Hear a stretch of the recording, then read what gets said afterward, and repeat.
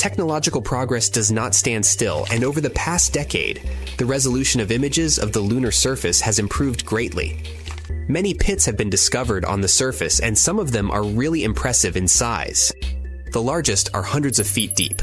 However, technology is not yet advanced enough for us to study the bottom of such pits in detail. That's why a recent discovery is surprising. It turns out that huge pits can extend deep into the rock of the moon. It's a groundbreaking discovery. Let's figure out why. So look at this giant underground cave. Leonardo Carrere and Lorenzo Bruzone from the University of Trento were thrilled to finally confirm the existence of such structures on the moon. They analyzed images taken by the mini RF instrument on board the Lunar Reconnaissance Orbiter in 2010. The original images didn't have excellent resolution, so the authors had to do a huge amount of work, using modern data analysis and modeling techniques. But first things first, why does it all matter so much? Well, instead of building homes on the surface of the moon, we might be able to live inside these natural caves. They could offer protection from dangerous things like harmful space radiation, extreme temperature swings, and even meteorites.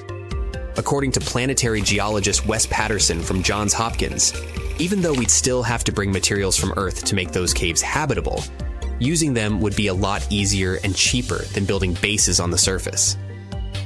Based on the collected data, the cave is about 150 feet wide and up to 260 feet long, which is just a bit smaller than a football field. It's located in a deep pit called the Mare Tranquillitatis Pit, which likely formed when an ancient lava tube collapsed. Although the moon has no active volcanoes today, billions of years ago, its surface was covered with lava that flowed through valleys, carving out these tubes below the surface. Over time, some of the lava tubes became unstable and collapsed, creating pits like the one in question. NASA's Lunar Reconnaissance Orbiter, LRO, has already found more than 200 of such pits on the moon. It means there could be hundreds of hidden caves waiting to be explored on our satellite. When publishing their findings in Nature Astronomy, the researchers suggested that the caves could offer future astronauts a safe place to live and work, protecting them from the moon's extreme conditions. And extreme they are. One of the biggest challenges of living on the moon is its temperatures.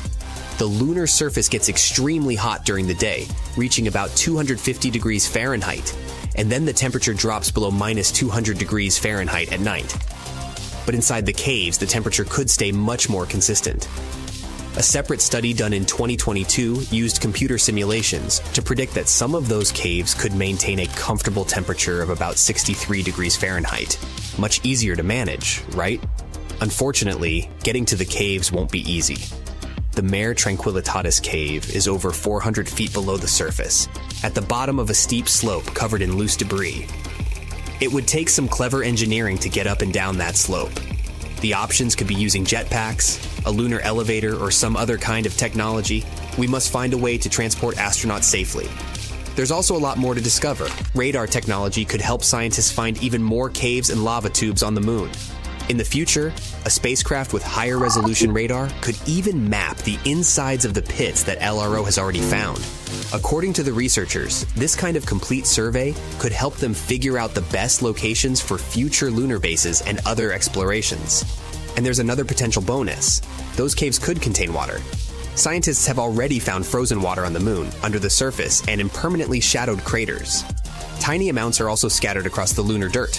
Water is a critical resource for any moon base, and finding it in the caves could make the idea of living there even more realistic. All in all, this discovery could be a game changer for lunar exploration. Living in natural caves on the moon might be a more practical and safer option than building something on the surface. It could also bring us one step closer to making the moon a place where humans can live and work for the long term. China's Yutu-2 is a robotic mission to the dark side of the moon, launched on December 7, 2018. On January 3, 2019, it completes the first ever soft landing on the lunar far side. It lands in the von Karman crater, not far from the moon's south pole. Scientists are interested in this area. Cold, permanently shadowed craters at the poles contain water ice. These ice patches are uneven and are likely to be ancient. In the south, most of the water ice is concentrated in craters, and at the North Pole, it's spread more sparsely. In any case, this ice can be used once a long-term manned mission lands on the moon. Anyway, several days after U-22 lands, it closes down its operating systems and hibernates through its first lunar night. It wakes up on January 29, 2019. All its tools operate normally. The rover travels 390 feet during its first full lunar day. One lunar day lasts for about 14 days, and a lunar night has the same duration. Moving and exploring during the day and switching off during the night becomes the rover's routine. It's the 8th lunar day when U-22 stumbles across something incredible. This discovery makes the scientists put off all other plans for the mission. They focus on figuring out what the strange material found by the rover is. In the beginning, this lunar day is no different from any other. It begins on July 25th, when the rover starts making its way through an area pockmarked with tiny impact craters. U-22 is helped and monitored by the driver team from the Beijing Aerospace Control Center. On July 28th, the team is preparing to shut the rover down for a midday nap. The sun is high in the sky. It means there are high levels of radiation and scorching temperatures that can damage the machine. Before powering U-22 down, the scientists are looking through the pictures taken by the rover's main camera. That's when they spot it, a small crater filled with something that looks shockingly different from the surrounding landscape. Unable to identify the gel-like substance, the team orders the rover to check this bizarre finding. U-22 cautiously nears the crater to examine the weirdly colored stuff. The machine uses special equipment that detects the light reflected off the substance. It's supposed to help the researchers to understand the structure of the material. Unfortunately, the nature of the unusually colored finding has remained a mystery for over a year. No wonder that both the finding and the fact that initially there were no images of the enigmatic stuff sparked curiosity all over the world. The only available description of the substance was that it looked like a randomly colored, shiny gel, something that's rather odd for the dusty, arid surface of the moon. But finally, the mystery seems to have been solved.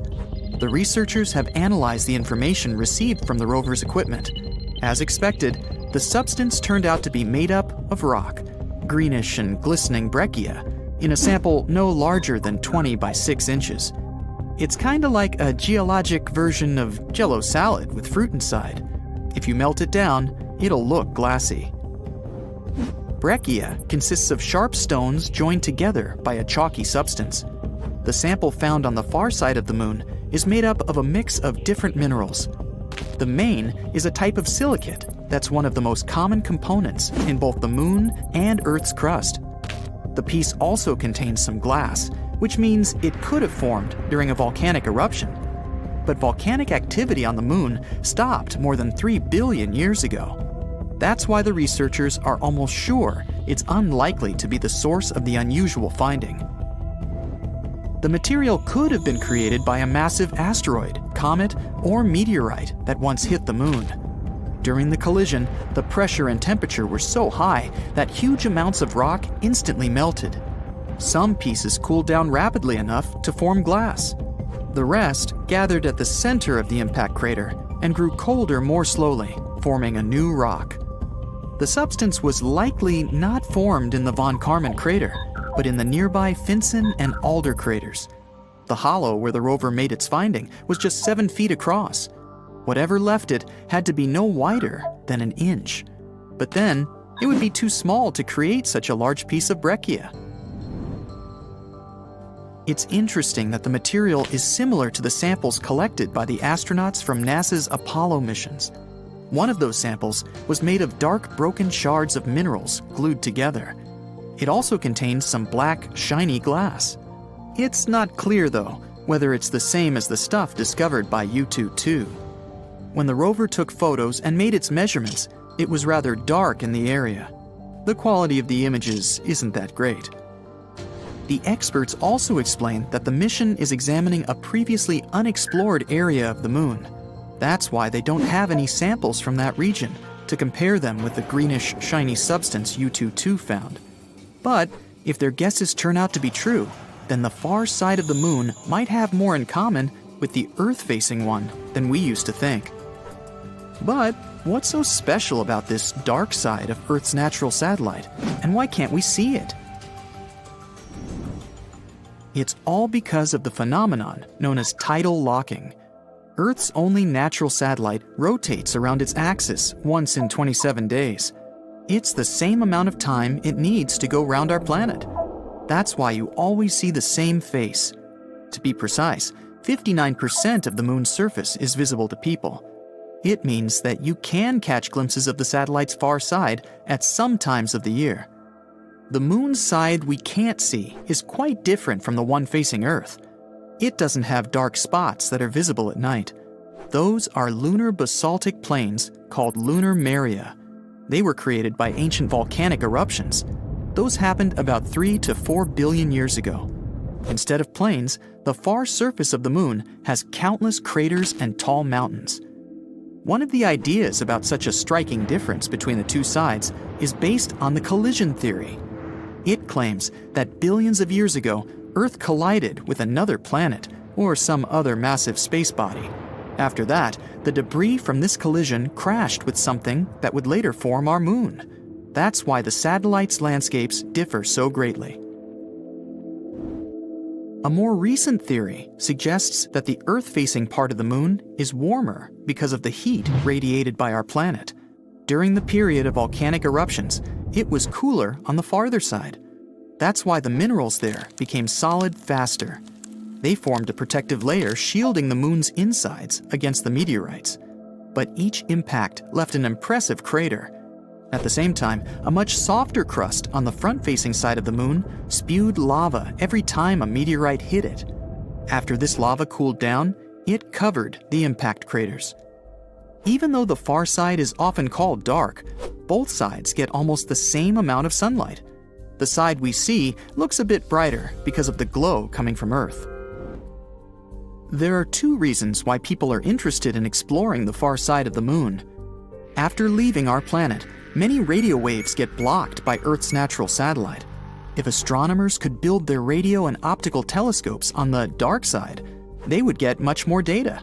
There would be no problems with any kind of interference. The telescopes would also be shielded from the glare of daylight coming from our planet. If telescopes were set up inside craters, they would also be protected from solar radiation. Astronomers would be able to get an incredibly clear view of the far regions of the universe. Plus, scientists believe there are great amounts of helium-3 on the opposite side of the moon. Earth is protected from solar winds that carry this gas by its magnetic field. But our natural satellite doesn't have such a shield. That's why experts believe the moon can be a perfect place for helium-3 mining. This rare element can be later used as the fuel for fusion reactors. Soon we might start constructing loads of stuff on the moon. All because India's moon mission has recently detected sulfur near the moon's south pole. This chemical element can come in extremely handy for creating infrastructure on our satellite. It's the first time this chemical element has been discovered on Earth's natural satellite.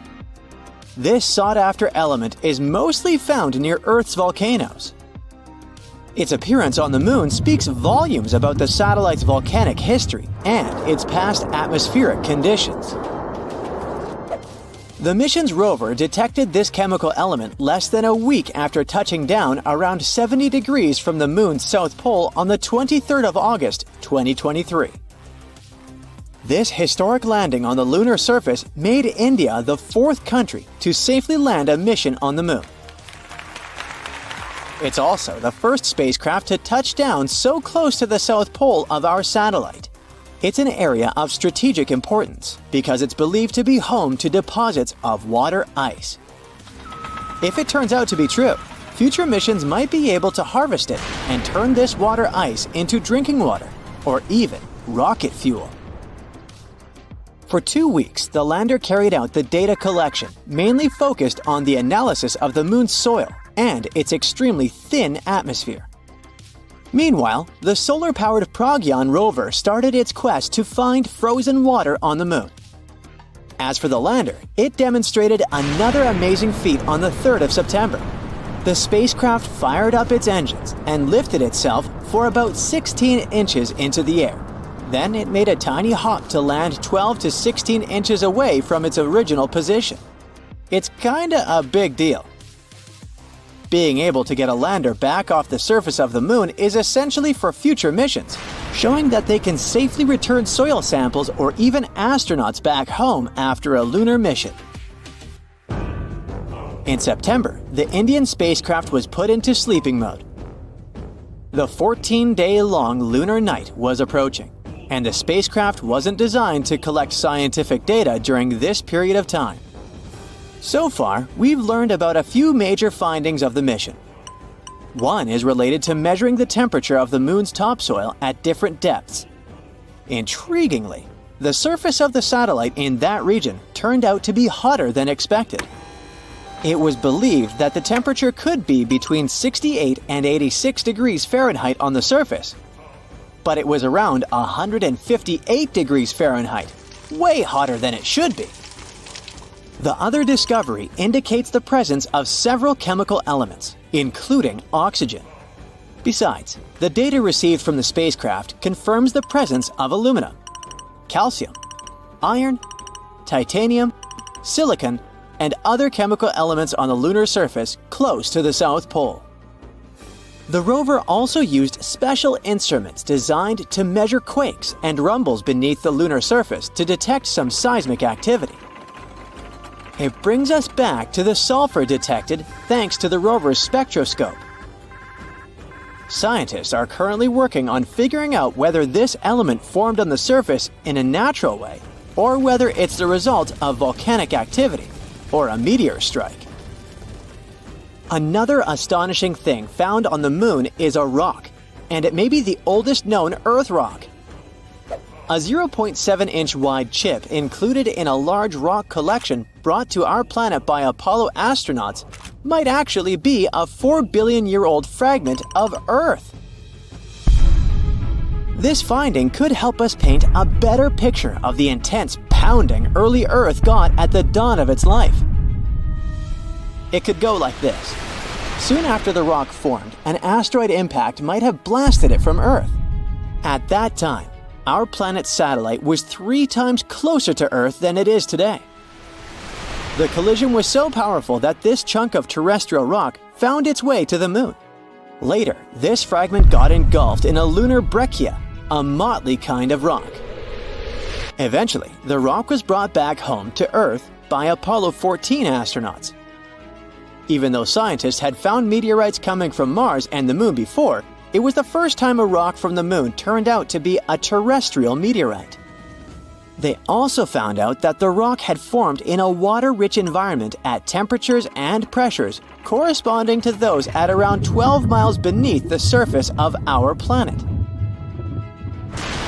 In 2019, China's Chang'e 4 mission made history by landing on the far side of the moon. The mission's rover helped researchers visualize structures hidden deep below the surface of the satellite, revealing billions of years of lunar history. The Yutu-2 rover made this discovery with the help of its lunar penetrating radar. It imaged deep into the moon's surface and listened to echoes of sound bouncing back off structures hidden from view under the surface of the moon. It turned out those structures were resting at depths of almost 1,000 feet. The research suggests that the first 130 feet under the surface are made up of layers of dust, soil, and rocks. The instruments also discovered a concealed crater that must have formed after a large object slammed into the moon's surface. Long, long ago, ancient lava was likely to be flowing deep underground. Researchers believe that the broken rocks around the formation might be debris produced by the impact. They also found that the volcanic rock layers were thinner the closer they were to the surface. Such a thickness variation of lava flows might mean a decrease in the number and magnitude of eruptions over time.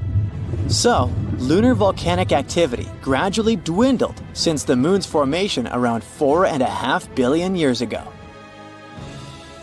On the far side of the moon, there is one of the largest and oldest impact craters in our solar system, the South Pole-Aitken Basin. Unfortunately, from Earth, you can only see its outer rim, which looks like a huge chain of mountains. It's a ginormous 8-mile deep dent, stretching for more than 1,500 miles in diameter and covering 1/4 of the Moon's surface. Astronomers are sure that this crater appeared when an asteroid collided with the Moon around 4 billion years ago. And now, look at this gigantic chunk of metal the size of 4 states of Connecticut. As for its weight in pounds, it's enough to say that the number contains 18 zeros. This mysterious mass is hidden about 180 miles under the Moon's surface, somewhere in the middle of the South Pole-Aitken Basin. It was discovered when GRAIL, which stands for NASA's Gravity Recovery and Interior Laboratory Mission, gathered data about our natural satellite. When examining this information, scientists noticed that in one place on the Moon's surface, there was a weird change in gravity. After researching this phenomenon, they concluded that something mysterious was weighing down the basin floor there. So far, researchers haven't figured out the origin of the bizarre lump, but there are several theories. One of them claims that the finding is a chunk of dense oxide, which appeared when the Moon was just taking its shape. At that time, the satellite was still covered with ancient oceans of magma, and the lump could be formed at the final stages of its cooling. However, most scientists support another theory, according to which the puzzling mass is part of the giant asteroid that once created the South Pole-Aitken Basin. Since the thing is metallic, it's probably the iron-nickel core of the asteroid. There might be a labyrinth of lava tubes on the Moon. Not so long ago, astronomers received the results of underground topography and discovered a massive cave under the surface of Earth's satellite.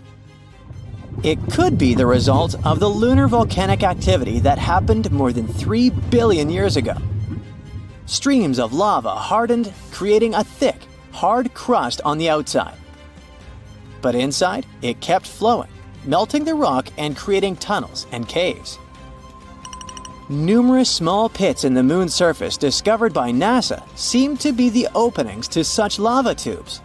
If this theory is confirmed, the underground tunnels might serve not only as a convenient location for human-crewed space missions, but also as much-needed water sources for astronauts.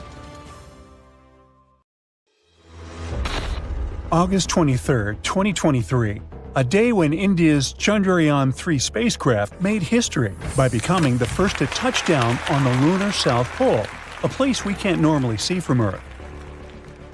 What makes this lunar hideaway so fascinating to scientists? Well, it turns out it's hiding something precious: lunar ice. This place is believed to be more abundant with this ice than what we found up north. And it's not hard to see why scientists are so buzzed up about it. It's a frozen water source, and it could become our key to building a permanent lunar home, or even fueling missions all the way to Mars. Scientists knew about this ice for over 2 decades, since the NASA spacecraft accidentally stumbled upon it during one of the missions.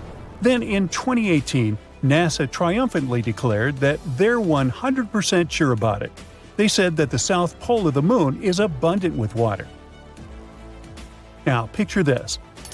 Future lunar settlers could tap into this water supply. It could help us sustain life in the barren lunar landscape. Plus, by cleverly splitting the water into oxygen and hydrogen, we could receive both air and rocket fuel. All this will make moon missions more feasible and self-sustaining. It's also a great glimpse into the past.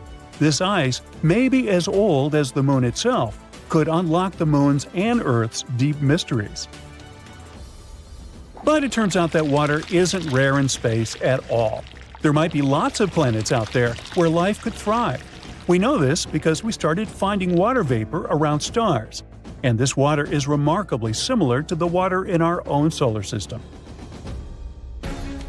This discovery suggests that the water on Earth originally came from space. Water forms around stars in the cloud of extremely hot vapor. Then it turns into ice and sticks to tiny dust particles. These particles stick together over time, and become bigger objects like comets, planets, and other things. Some of these become comets and planets in our own solar system. And this is how water is being spread across the universe, and it may be how it got to our planet and the moon too. Scientists think that the lunar ice might have journeyed here eons ago. Maybe it hitched a ride on water-rich asteroids that smacked into the moon's surface. All this has big implications for us. The southern pole is an ideal canvas for humanity to establish a real moon base. Imagine brick domes connected by secret underground tunnels. They'll be bustling with people busily operating computers. Some others will be cruising the lunar landscape in their jeeps or on their way to mine precious resources. We have some pretty cool ideas on how to build this. First, you probably imagine hauling hefty and water-draining shelters all the way from Earth. But maybe there's a more effective way. Think about our history as a civilization. Every time we ventured to a new place, we surveyed the surroundings for available resources and used them to survive and thrive. This is how we spread across our own planet. So why shouldn't we spread across the moon the same way? Now, you might wonder what resources the moon might offer. We know about the ice, and it can be turned into water. But we can clearly see that our planet lacks lush greenery and edible food. Well, it might not be obvious, but the moon does have something to offer: mineral resources and sunlight. Unlike Earth, where the sun rises and sets, the lunar poles offer quite a beautiful sight. The sun gracefully orbits the horizon the entire day, which means it can provide an almost uninterrupted source of power. Imagine living in a world bathed in perpetual sunlight. I'm sure the solar panels will love it. Me? Not so much. Still, we could use not only the sun's light, but also its heat. Honestly, we should just use everything. If we're left with spare metal while producing oxygen, find a purpose for that metal too.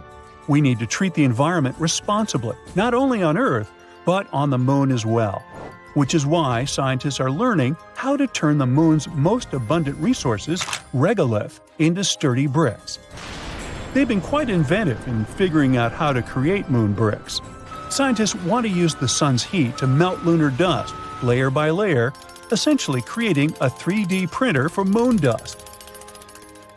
Engineers have also cooked up bricks using solar ovens and zapped lunar soil with microwaves. They become quite adept at it. So yeah, perhaps we're going to establish a little brick factory on the moon and build regolith houses. It's like Minecraft in real life.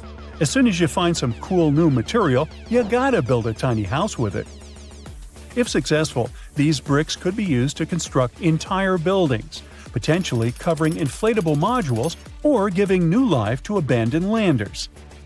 So, will astronauts need to become skilled bricklayers? Well, they won't do everything themselves. We'd have to create a small automated system involving robots working collaboratively. Humans will, of course, oversee the construction site. Despite all this automation, scientists believe that living on the moon is going to be, well, call it cozy. The designs may involve stacked living quarters or multi-purpose areas. However, there would be some challenges too. On the moon, things get extreme. Imagine scorching temperatures that can go up to 212 degrees Fahrenheit during the day, and at night, they plunge down to a chilly minus 290 degrees. And it's not just the weather. The moon gets relentlessly exposed to solar radiation, cosmic rays, and micrometeorite impacts. All these things gradually wear down anything on its surface. Another big challenge is the lunar dust. On the moon, there's no air to breathe, and the dust there can cause problems. And this one isn't only regular dust. It's super clingy and can even make astronauts sneeze and have watery eyes, as if they're having a lunar hay fever. It can also damage equipment and spacesuits. It's not something you want to mess with. Scientists have found that the dust is made when meteors hit the moon, creating tiny particles and sharp glass shards. It's toxic, and its tiny particles can float around in low lunar gravity, making it hard to breathe. Unlike on Earth, the moon doesn't have wind or rain to clean it away. So now they're studying it to find out how to prevent this annoying problem from ruining their entire mission. There's more to this lunar haven than meets the eye. Scientists also want to delve into the mysteries of low-frequency electromagnetic waves there. These waves are whispers from the far reaches of the universe.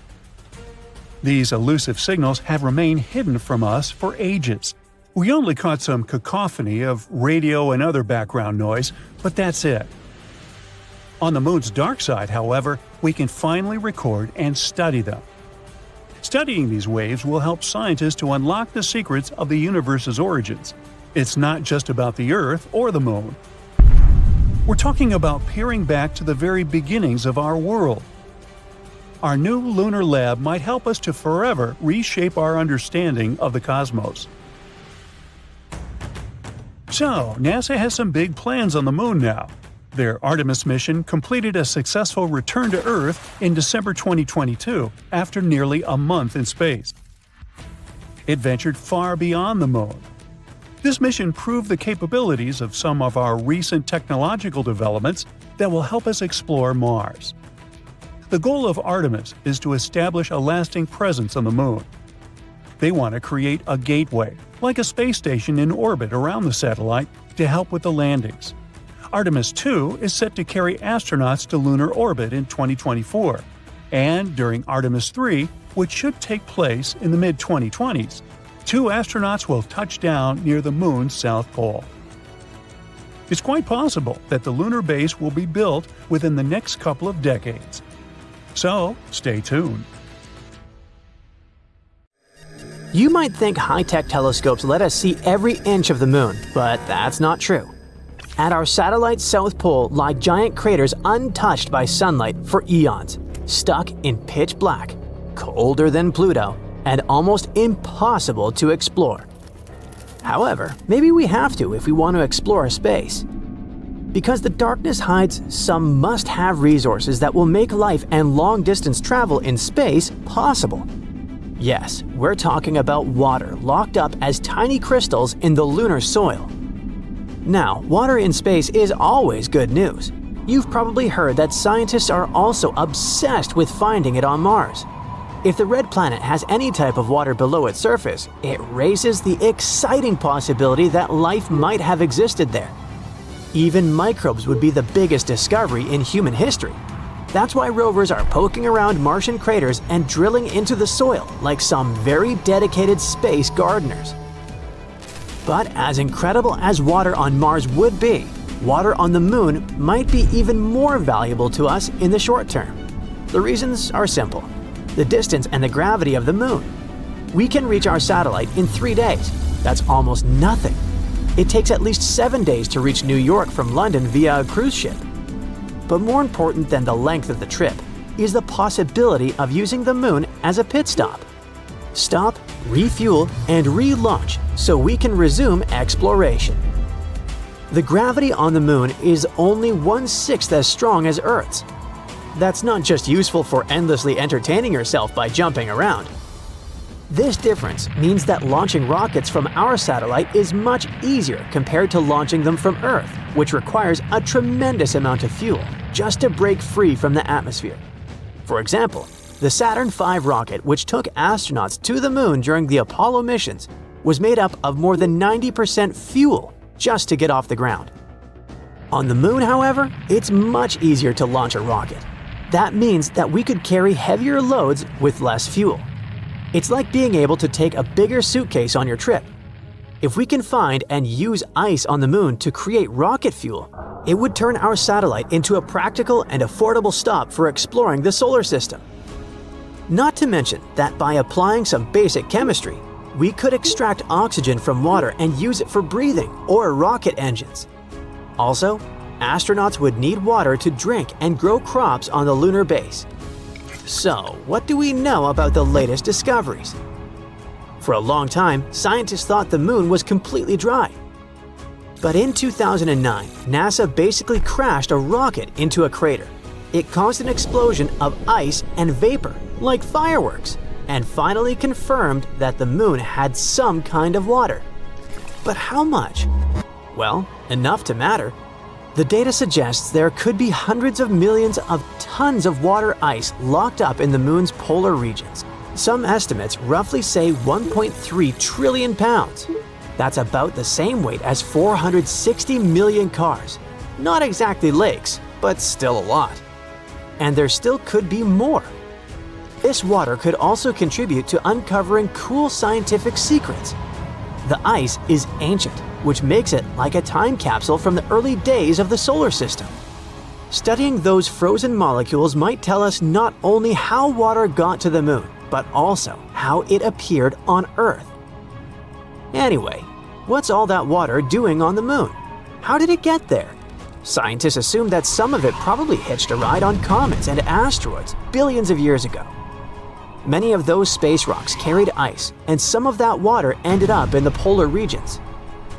Another source could be the way solar wind interacts with the lunar surface. In any case, however this ice appeared on the moon, the real trick is where it ended up, inside its polar craters. And while we can find the ice not only in the craters at the South Pole, that's where the largest, most stable reserves are believed to be. Some of those craters are enormous. One of the most famous is called the Shackleton crater, and it's over 13 miles wide and more than 2 miles deep.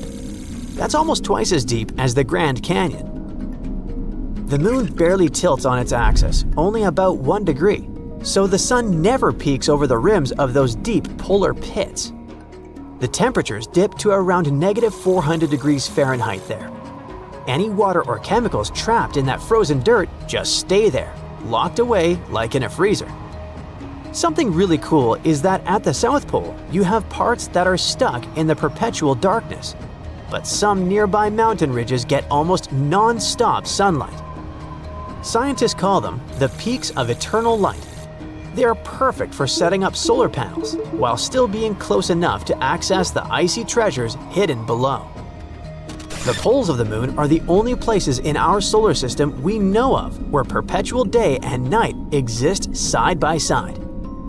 But the eternal night isn't just fascinating, it's dangerous. The terrain out there is absolutely unforgiving. We can't even simulate something like that on Earth. We don't even know what it looks like from the inside. It's worse than exploring the northernmost part of Antarctica while wearing a blindfold. So now that we know this, is that potential water even obtainable? That question is probably worth several trillions of dollars. Yes, there's water over there, but getting to it won't be like scooping ice cream from a bowl. What we're really talking about are microscopic ice crystals mixed into lunar dust. To make use of it, machines would need to dig and heat up the soil, then capture the vapor before it escapes back into space.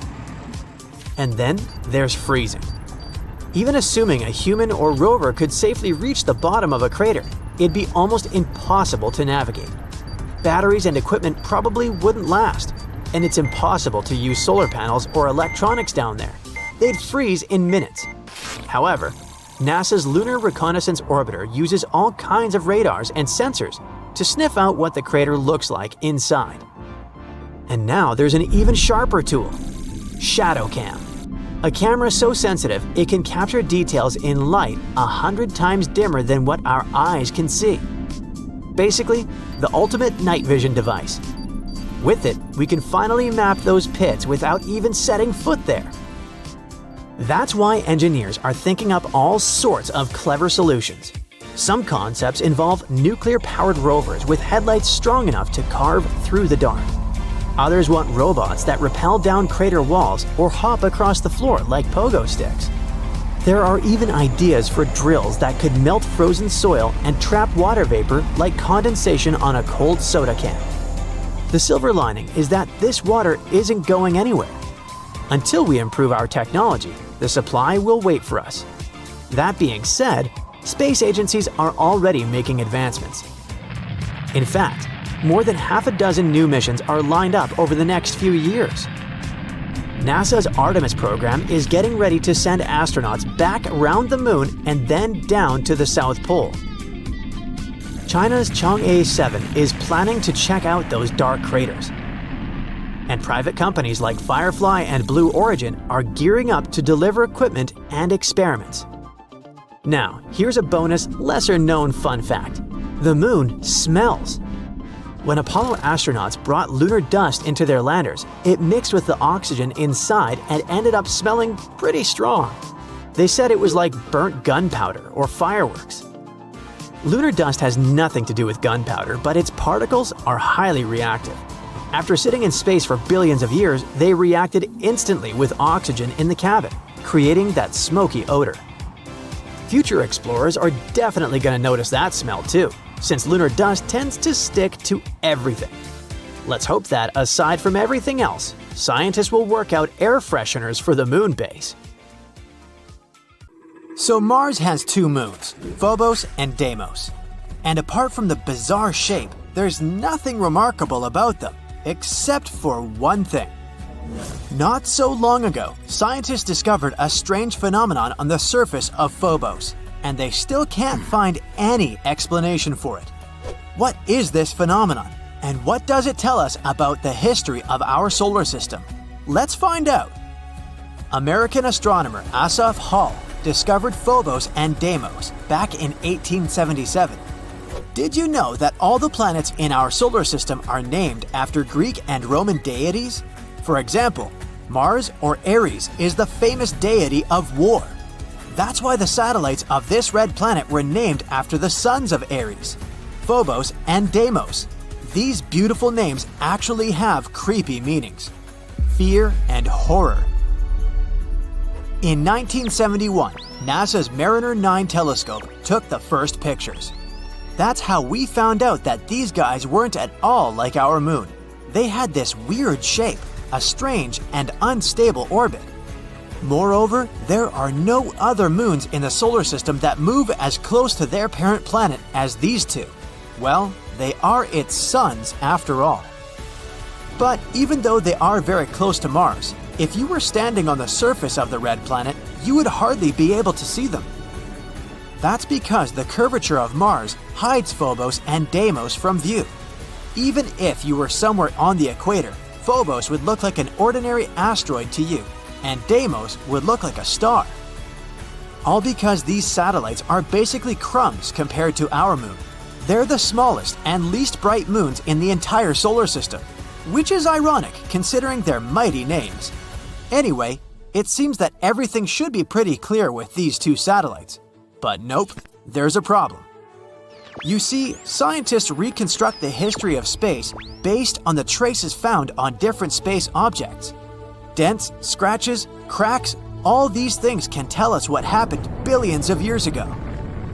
For a long time, scientists were sure that, just like their Greek prototypes, Phobos and Deimos were twins. But then, NASA's Viking orbiter took new photos of the satellites, and that's when they discovered a significant difference between the two. The entire surface of Phobos was covered with huge grooves. Those were a series of long, deep pits stretching from one end of Phobos to the other. You may say, what's the big deal? All space objects have this kind of stuff on them. And yeah, there are other satellites with similar grooves and scratches, but none of them has as many as Phobos. It's completely covered in grooves, and they're huge, up to 12 miles long and 660 feet wide. And that's not all. Some of these grooves intersect with others. This means that Phobos has experienced not one, but many traumatic events. But what exactly happened to it? Actually, scientists are still not completely sure. However, they have a few ideas. And these theories can tell us not only about the past of Phobos, but also predict its future. Theory 1. Asteroid impact. Well, the first suspect is quite obvious. There's a large, almost 6-mile wide crater on Phobos. It's called Angeline Stickney. It was named after the wife of Asaph Hall, the scientist who discovered the satellites. Adorable. So that's what the first theory sounds like. Once upon a time, an astronomical body crashed into Phobos. The impact was so strong that it left a large crater. And the effect of the collision left a bunch of grooves everywhere on Phobos. It sounds logical at first. However, scientists have noticed a flaw in this theory. They learned that these grooves actually formed not inside the crater, but next to it. So it wasn't a collision that created them. Besides, what about those grooves that intersect with the others? Or is it just a big cosmic coincidence? Well, the search for truth continued. Theory 2. It's all because of space debris. Yes, there's a difference between these two theories. In this case, the grooves aren't a direct consequence of the collision. Rather, it goes something like this. Something crashed into Phobos. This impact caused a bunch of rocks to be thrown into space. Some of them were lost in the universe forever, but others were small enough to be pulled back to Phobos. Passing next to the moon at a steep angle, they would crash into it, jumping away, and so on. And since the gravity of Phobos is very weak, perhaps they couldn't stick to it. In other words, these rocks were continuously pulled toward and pushed off of the satellite for many, many years. This theory explains the intersecting grooves. It's because the rocks were constantly falling into those places. It sounds quite logical, but there's another problem. We don't see any boulders on Mars or on the surface of its moons. But all this debris was supposed to get trapped by gravity and remain somewhere in the planet's orbit. This, or simply become part of Phobos. In other words, if this were true, we'd find evidence of this theory under layers of dust. But that didn't happen, so this explanation didn't satisfy astronomers either. Therefore, they continued to look for the culprit. Maybe the grooves have nothing to do with Stickney Crater at all.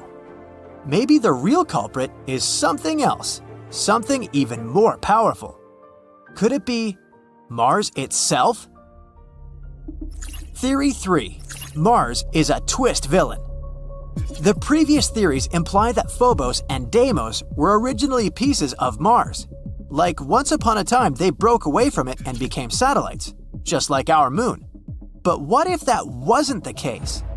Observations made by NASA's Mars Global Surveyor show that Phobos and Deimos are made up of elements which are mainly found in meteorites and asteroids.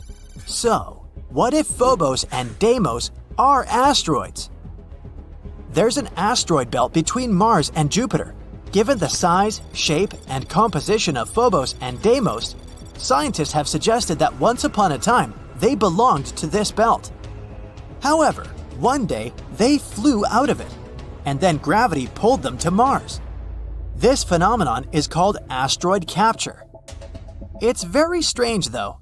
Yeah, the asteroid capture isn't uncommon, but these two have been flying next to Mars for what, billions of years? It's weird that their orbits have remained the same. In addition, the atmosphere of Mars is very rarefied, and because of this, it could hardly capture any asteroids. In theory, they should have separated from Mars at the first opportunity. However, this didn't happen. It means that somehow they got stuck, and Mars immediately began to destroy them. Yep, an unexpected twist. In this version, Mars turns out to be a villain. By studying the past, we've found some evidence of future crimes. The mysterious grooves of Phobos could be caused by tidal forces between Mars and Phobos. The Moon and Earth also exchange these, slightly distorting each other. But since Phobos is much closer to Mars, the impact of gravitational forces is much stronger.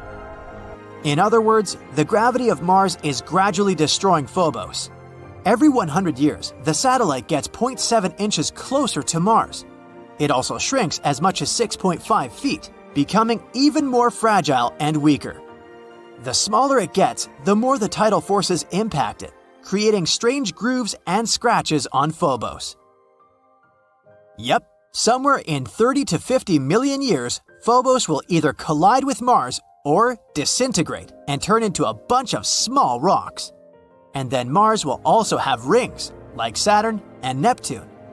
That's why Phobos is called the doomed Martian moon. Anyway, these are all only theories, but the dramatic backstory of Phobos gives us an idea of how dynamic extraterrestrial objects can be. The more we learn about them, the more we discover about the secrets of the origin of not only Mars, but also other objects in our solar system. If one day we really colonize Mars, studying its moons can help us a lot. Let's hope that the upcoming MMX mission we'll reveal some of the most exciting secrets Mars's moons are hiding. Scientists have just uncovered a lunar crater so large, so fresh, and so unexpectedly dangerous that it's forcing a complete rewrite of what we thought we knew about the moon. If something like this can form without warning, then every plan for a permanent base suddenly looks fragile, maybe even naive. So now the question isn't how we build on the moon, but whether we ever safely can. This isn't about falling into it or toxic leaks. The threat is what this crater proves. The moon is still actively being hit, and when it happens, it's sudden and unforgiving. A recent study shows that while the odds of a direct strike on a future base are low, that risk grows with every structure we put on the surface. More infrastructure means more exposure. And there's no safety net, no atmosphere to slow incoming objects, no warning system. An impact would be immediate and likely catastrophic.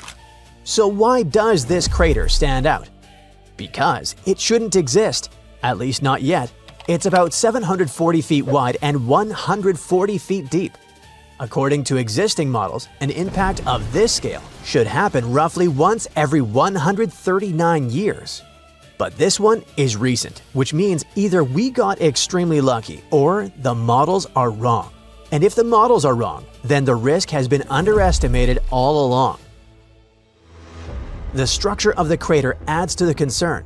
Its steep walls suggest it formed in dense, solid ground, likely ancient lava flows. But the real danger isn't only the crater itself, it's also what the impact unleashed. A wide ejecta field surrounds it. Dust and rock blasted outward at high speed. These fragments can travel hundreds of feet, hitting with enough force to damage or destroy anything in their path. Not just at the impact site, but far beyond it. This changes the equation. The danger isn't just rare direct hits, it's the cascading effect. High-velocity debris spreading across large areas with no warning. And yet, lunar missions are accelerating. NASA's Artemis program is pushing toward long-term human presence on the moon. New habitation modules are being designed to support crews, experiments, and surface operations. But all of it depends on a single assumption, that the moon is predictable. This crater suggests it isn't. And all this comes right as NASA has launched Artemis 2, sending astronauts around the moon for the first time in 50 years, and pushing one step closer to a long-term human presence there. Recently, Chinese scientists discovered something interesting on the moon, an unusual crystal. Moreover, they found out that this crystal contains an element that can literally replace nuclear fuel. Let's find out more. The composition of the moon has long remained a mystery to us. Half a century has already passed since the Apollo mission. Unfortunately, we haven't traveled to the moon much since then. So it's not surprising that it's not so easy for us to study it. But recently, we've made a breakthrough in this area. In December 2020, Chinese scientists sent the Chang'e 5 probe to the moon. The mission was named after the ancient Chinese deity of the moon, Chang'e. Quite poetic, isn't it? Anyway, after the probe went to the nearest side of the moon, it spent several days digging through the surface and rocks and then returned to Earth. In total, it collected about 4 pounds of various lunar rocks, like basalt, solidified lava, and so on. And yeah, maybe it doesn't sound too impressive, but it's actually a mini breakthrough. After all, we hadn't received any lunar samples since 1976. And these samples are very important for learning the history of our world. We've been struggling for many years to find out, for example, how the moon was born at all. Yes, there were a lot of theories, but we still couldn't find any proper evidence for any of them. But thanks to the latest missions and some computer simulations, scientists finally found out the truth. The moon was born when some random dwarf planet crashed into our Earth many millions of years ago. This dwarf planet was slightly smaller than Mars. The fragments of the Earth went into space, but some of them stayed in our orbit. Then they stuck together and formed the moon. It sounds horrifying, but in reality, the birth of the moon was the best thing to ever happen to our planet. If it weren't for this beautiful satellite, all our oceans would be small puddles. Life wouldn't have appeared on Earth at all. So this is already an amazing discovery, but that's still not all. Studying the collected rocks, scientists from the Beijing Research Institute discovered something unusual, a rare lunar crystal. Looks pretty boring, doesn't it? Just some tiny transparent monocrystal about the thickness of a human hair. We've already found such things on the moon before. These crystals were formed as a result of volcanic activity, just like some garnets on the Earth. And yep, the place where they discovered these crystals also suffered from volcanoes 1.2 billion years ago. That means that this tiny baby is over 1 billion years old. But that's not the most important thing. It's the fact that this crystal is made of a unique material, the one that we've never seen before. Researchers from the International Mineralogical Association have confirmed that such a composition can't be found anywhere on Earth. The crystal was named chongasite, again after the same moon deity. And this is another achievement. This is the 6th previously unknown mineral that we've found on the moon and the first one found by China. Now, it has become the 3rd country in the world to make such a lunar discovery. However, this tiny crystal still wasn't the only remarkable thing they found. After studying this gem and about 140,000 other lunar particles, scientists have discovered something else. They found helium-3.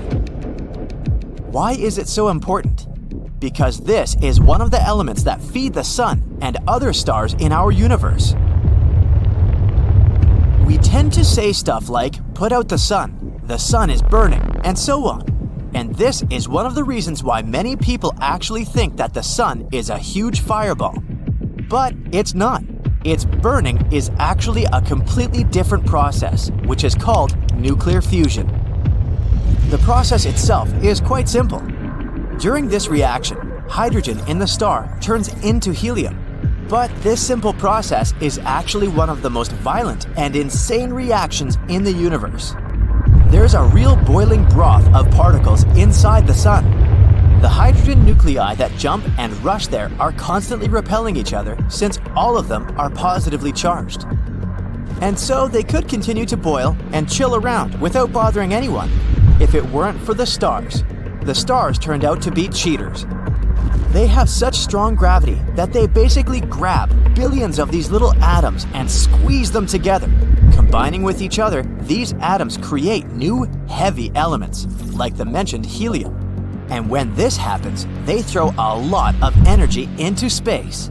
And that's how the sun burns. At the same time, it spreads so much energy that we can't even imagine. Okay, so what is helium-3? Well, this is an element to which even the sun can say, "Whoa, dude, you should calm down." The fusion of helium-3 atoms releases even more energy than in typical nuclear fusion. And most importantly, it doesn't pollute the atmosphere with harmful things like radiation. We have very, very little helium-3 on Earth. Its prevalence in our atmosphere is about 1 in a million. And besides, it's constantly trying to escape from us back into space. Probably feels some bad vibes from us. However, scientists have recently found out that there's a place that contains a lot of this element. Yep, you guessed it, it's the moon. We think that there's more helium-3 on the moon than on Earth because of the solar winds. The sun has been hammering on the moon with its helium-3 for billions of years, so now it's all over the place. It's still not too much if you compare it, for example, with Jupiter or Saturn. But don't forget how much energy it can release. For your information, with only 25 tons of helium-3, it's possible to provide America with energy for an entire year. Now, there are 35,000 tons of it here on Earth, and more than 1 million tons on the moon. Only these sources could feed the entire US for thousands of years. So basically, in the future, helium-3 may become a new source of fuel. And it's better than nuclear fuel in basically everything. Helium-3 won't leave any harmful waste and radiation. It's more powerful and not that dangerous. In other words, this environmentally friendly and efficient energy could be a revolution for our planet. Sounds cool, huh? So, what are we waiting for? Grab the shovels, you might say. But there's a little problem here. Unfortunately, we haven't yet come up with anything as wildly strong and hot as the stars. To use helium-3, we need crazy temperatures and pressure. We need a thermonuclear reactor, and we have no idea how to build it, yet. And even if we could heat it up to such temperatures and get the needed pressure, we still don't really know how to handle helium-3 correctly. Therefore, even if we have an infinite amount of helium-3, we still won't be able to use it. But still, there's a great power behind helium-3, so it's not surprising that different countries have already started a race for nuclear resources. Now that Chang'e 5 has discovered a new helium-3 deposit on the nearest side of the moon, this race can become downright global. For example, China already plans a new lunar mission in 2024, Chang'e 6. During this mission, they want to collect the first samples from the far side of the moon. As you can see, finding this lunar crystal was very important for us. These crystals can help us find new ways to create helium-3. And if we manage to do that, humankind will enter a new era.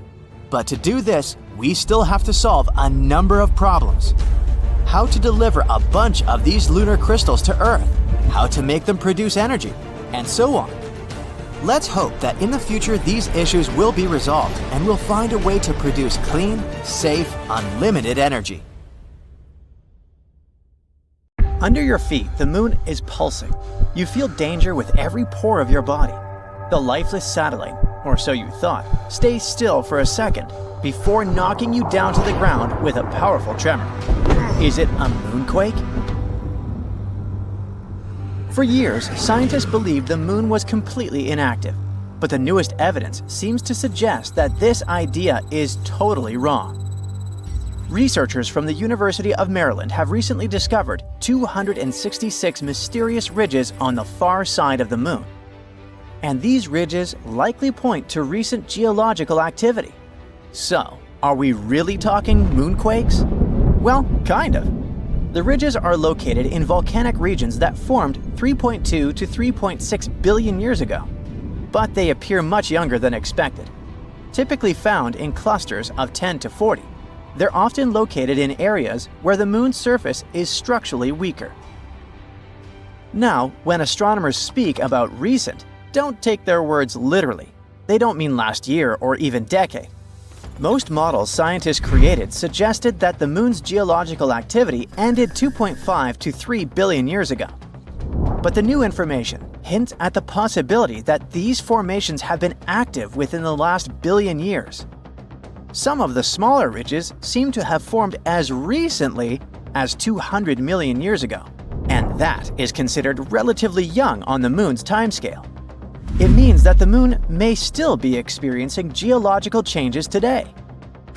These discoveries kinda challenge our understanding of the moon's history and evolution.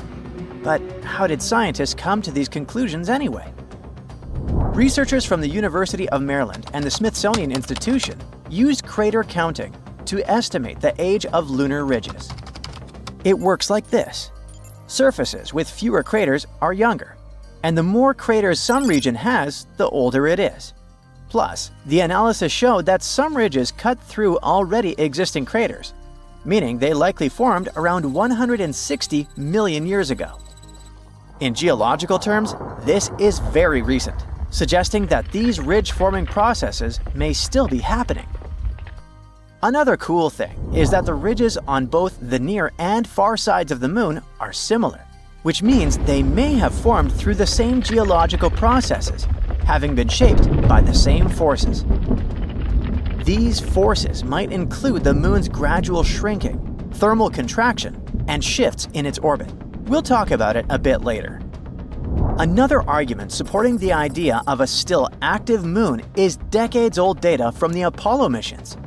They had already detected shallow moonquakes with the Apollo Lunar Seismic Experiment, recording 28 quakes ranging from magnitude 1.5 to 5. researchers believe that these ridges may be linked to similar seismic activity. Now, about that bizarre shrinking of our natural satellite. Scientists believe the Moon formed about 4.5 billion years ago when a Mars-sized object collided with early Earth. This catastrophic impact likely sent bunches of superheated material into space. Eventually, they came together and formed the Moon. In its early years, the Moon was just a molten world, shaking from intense volcanic and seismic activity. So, the Moon used to be a molten mess floating through space. But when did it actually solidify? Scientists have finally figured it out, 4.43 billion years ago. This was a huge turning point, not just for the Moon, but for Earth too. After all, the giant impact that formed the Moon might have also been the final blow that made Earth stable enough to support life. In any case, billions of years passed. The Moon gradually cooled and contracted. And now look at this modern-day rocky sphere illuminating our nights. But the Moon isn't completely rigid yet. It still keeps cooling. And this slow cooling of its core might be one possible reason for the Moon's continued activity. As it cools, the Moon's interior contracts, which leads to cracks and shifts in the crust. One of the clearest signs of this contraction is found in the lunar maria. See these large, dark patches on the Moon? Those are called maria, areas formed when lava filled ancient asteroid impact craters and then solidified. Then, over time, the cooling and contracting crust created these wrinkle ridges.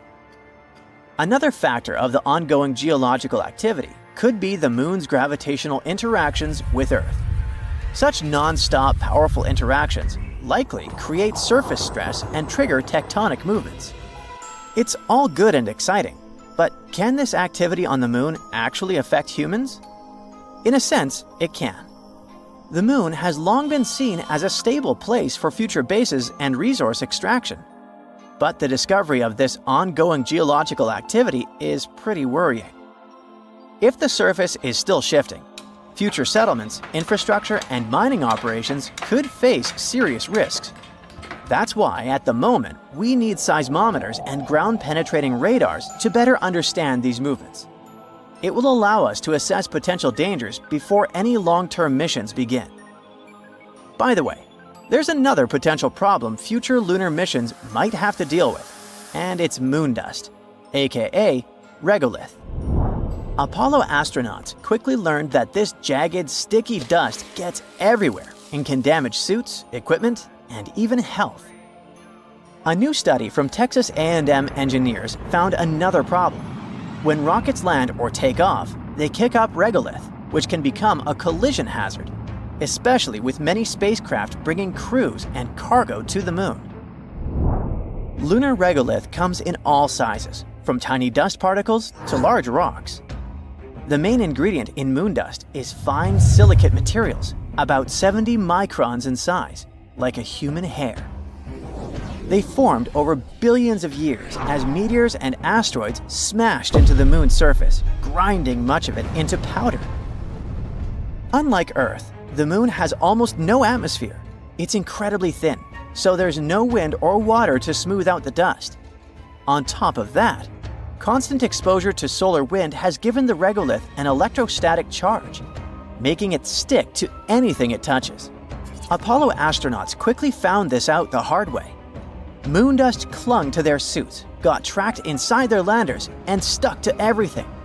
Worse, it became a health hazard, causing eye irritation and breathing problems inside their spacecraft.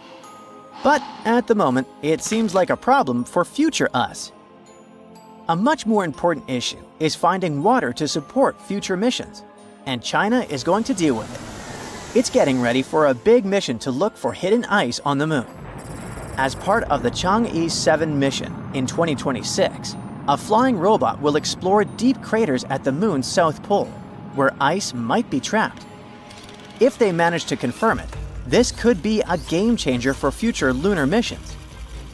Astronauts will have a water source and even fuel for space travel. The mission is a key step in China's plan to land astronauts on the Moon within 5 years. While signs of water have been found before, like in soil samples from Chang'e 5's probe and observations by NASA and Indian spacecraft, scientists believe that deep ice deposits are the real key to supporting future missions. The south pole of the moon has some incredibly deep craters, and experts think ice could be hiding inside them. The flying robot will try to explore one or more of these craters after landing. If it does find the ice, it could make long-term moon missions much cheaper and more practical, helping astronauts live and work on the moon. Some scientists also think that this discovery could offer us some clues about extraterrestrial life. In any case, whether we find water on the moon and learn to deal with that pesky dust or not, the recent discovery of those young lunar ridges is a game changer. If the moon is still geologically active, it means we don't know as much about our closest neighbor as we thought. What else could the moon be hiding? Are we really prepared for the idea that this lifeless satellite might actually be more dynamic than we imagined? Future missions, which might not be as safe as we once believed, will probably show. This is a typical crater on the moon. It's here because, once upon a time, an asteroid crashed right into it. Yep, a lunar crater forms when an asteroid, meteoroid, or a comet slams into the moon's surface. And as you can see, it's happened a lot. But one crater formed in a very different way. But then, how did it form? Well, let's rewind a bit. There's a widely accepted hypothesis that the moon itself is a product of collision, just like all these craters. But that collision was way tougher.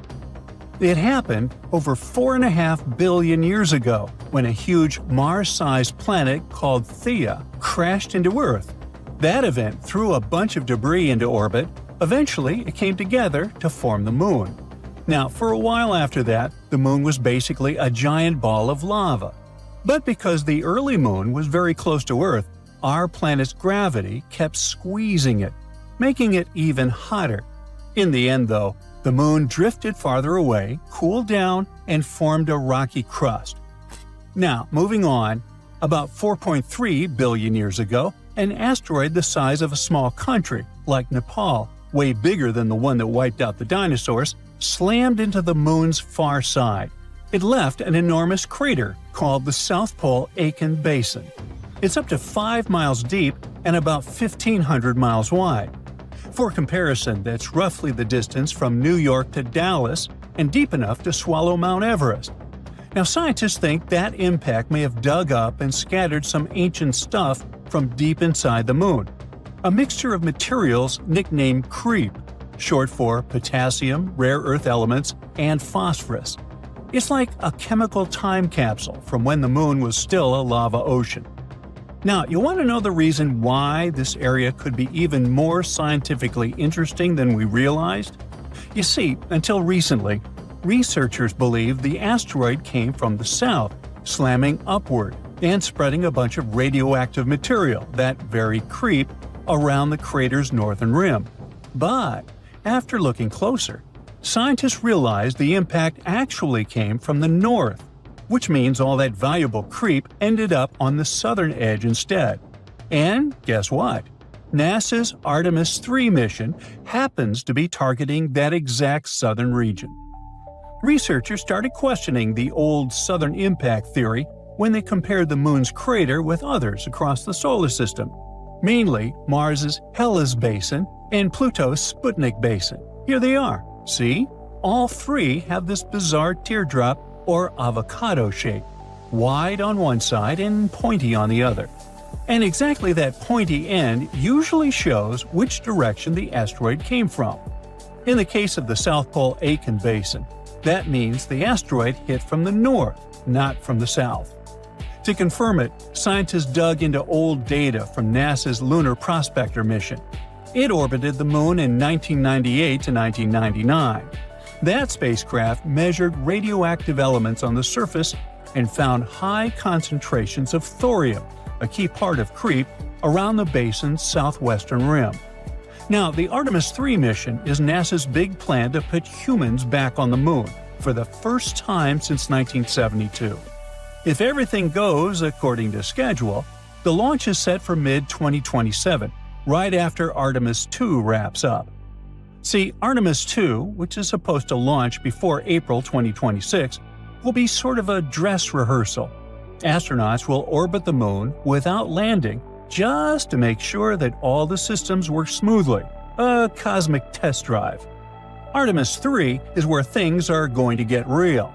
The astronauts are expected to land near the moon's south pole, in one of 9 possible locations NASA has scouted out.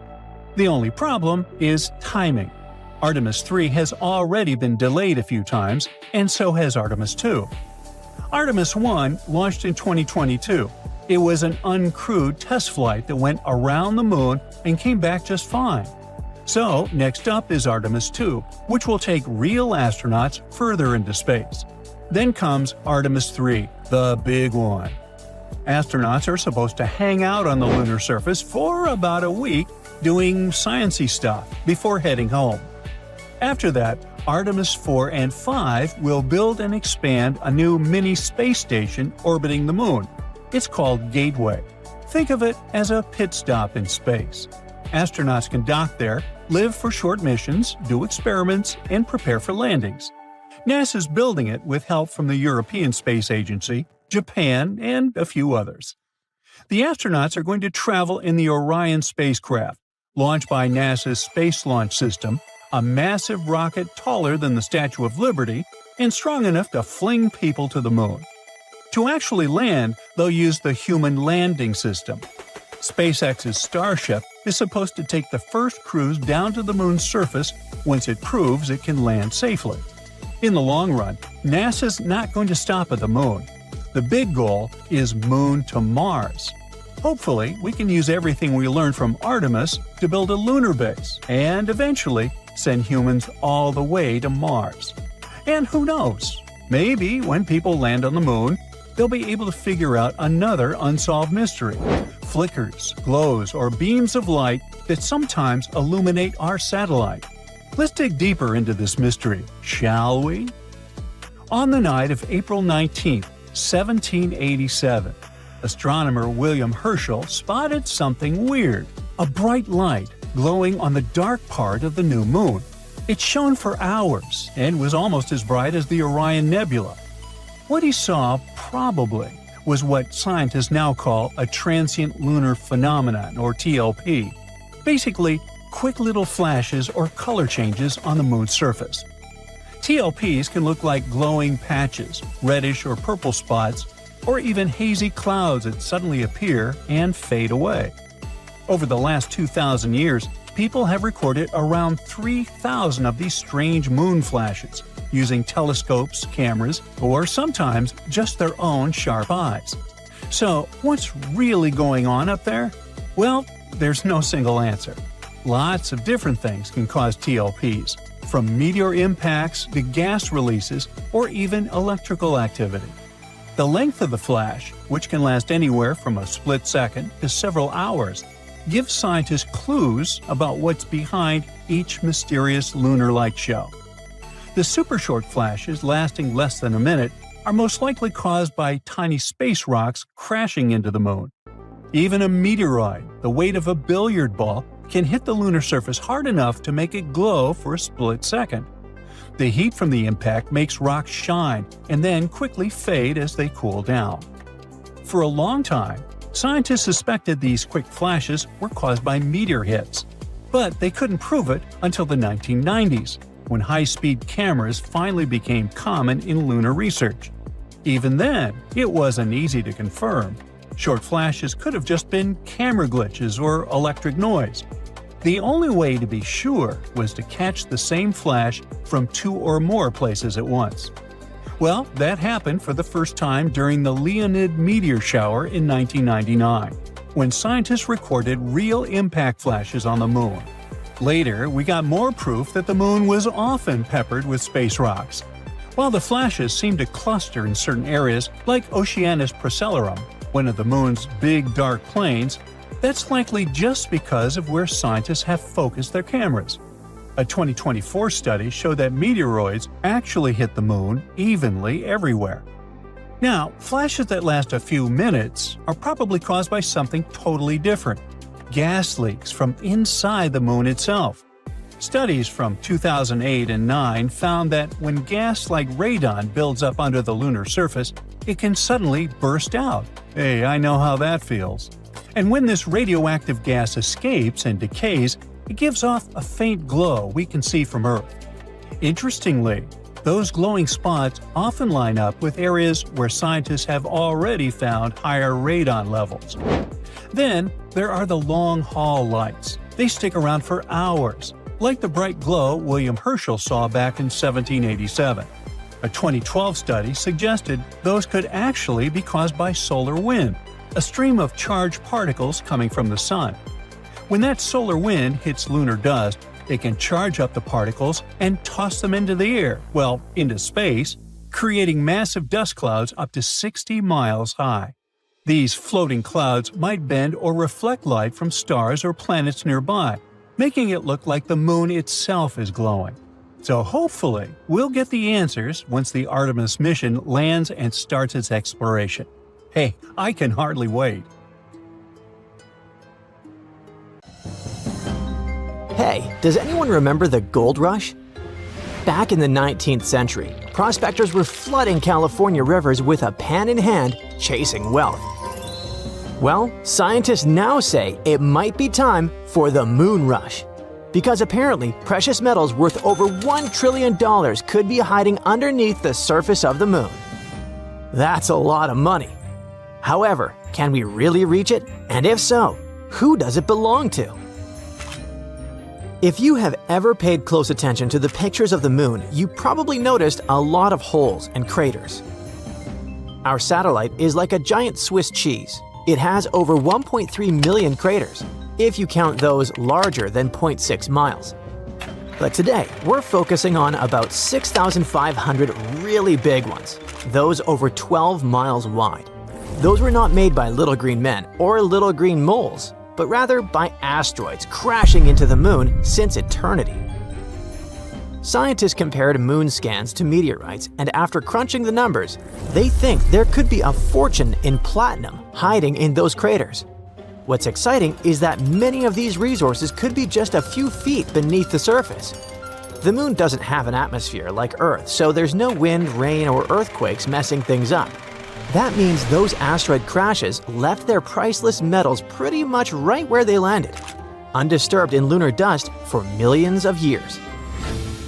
With each crater like a giant space bowl, catching platinum, iridium, palladium, and other metals. On Earth, we have to drill super deep just to get a tiny bit of these. By the way, did you know that most of the mineable gold on Earth likely came from ancient meteorites? When Earth first formed, almost all the original gold sank into the core. The stuff we can actually dig up today is probably what's left when space rocks slammed into the crust billions of years ago. So maybe you wonder why not reach for the asteroids and mine there? Well, that's because they're out of reach. Yes, in theory, it would be possible to mine from asteroids, but obviously the moon is way closer and easier to get to than any other giant rocks floating in space. We've already walked on it and brought back pieces of it to Earth, so it's fair to say we are familiar with it.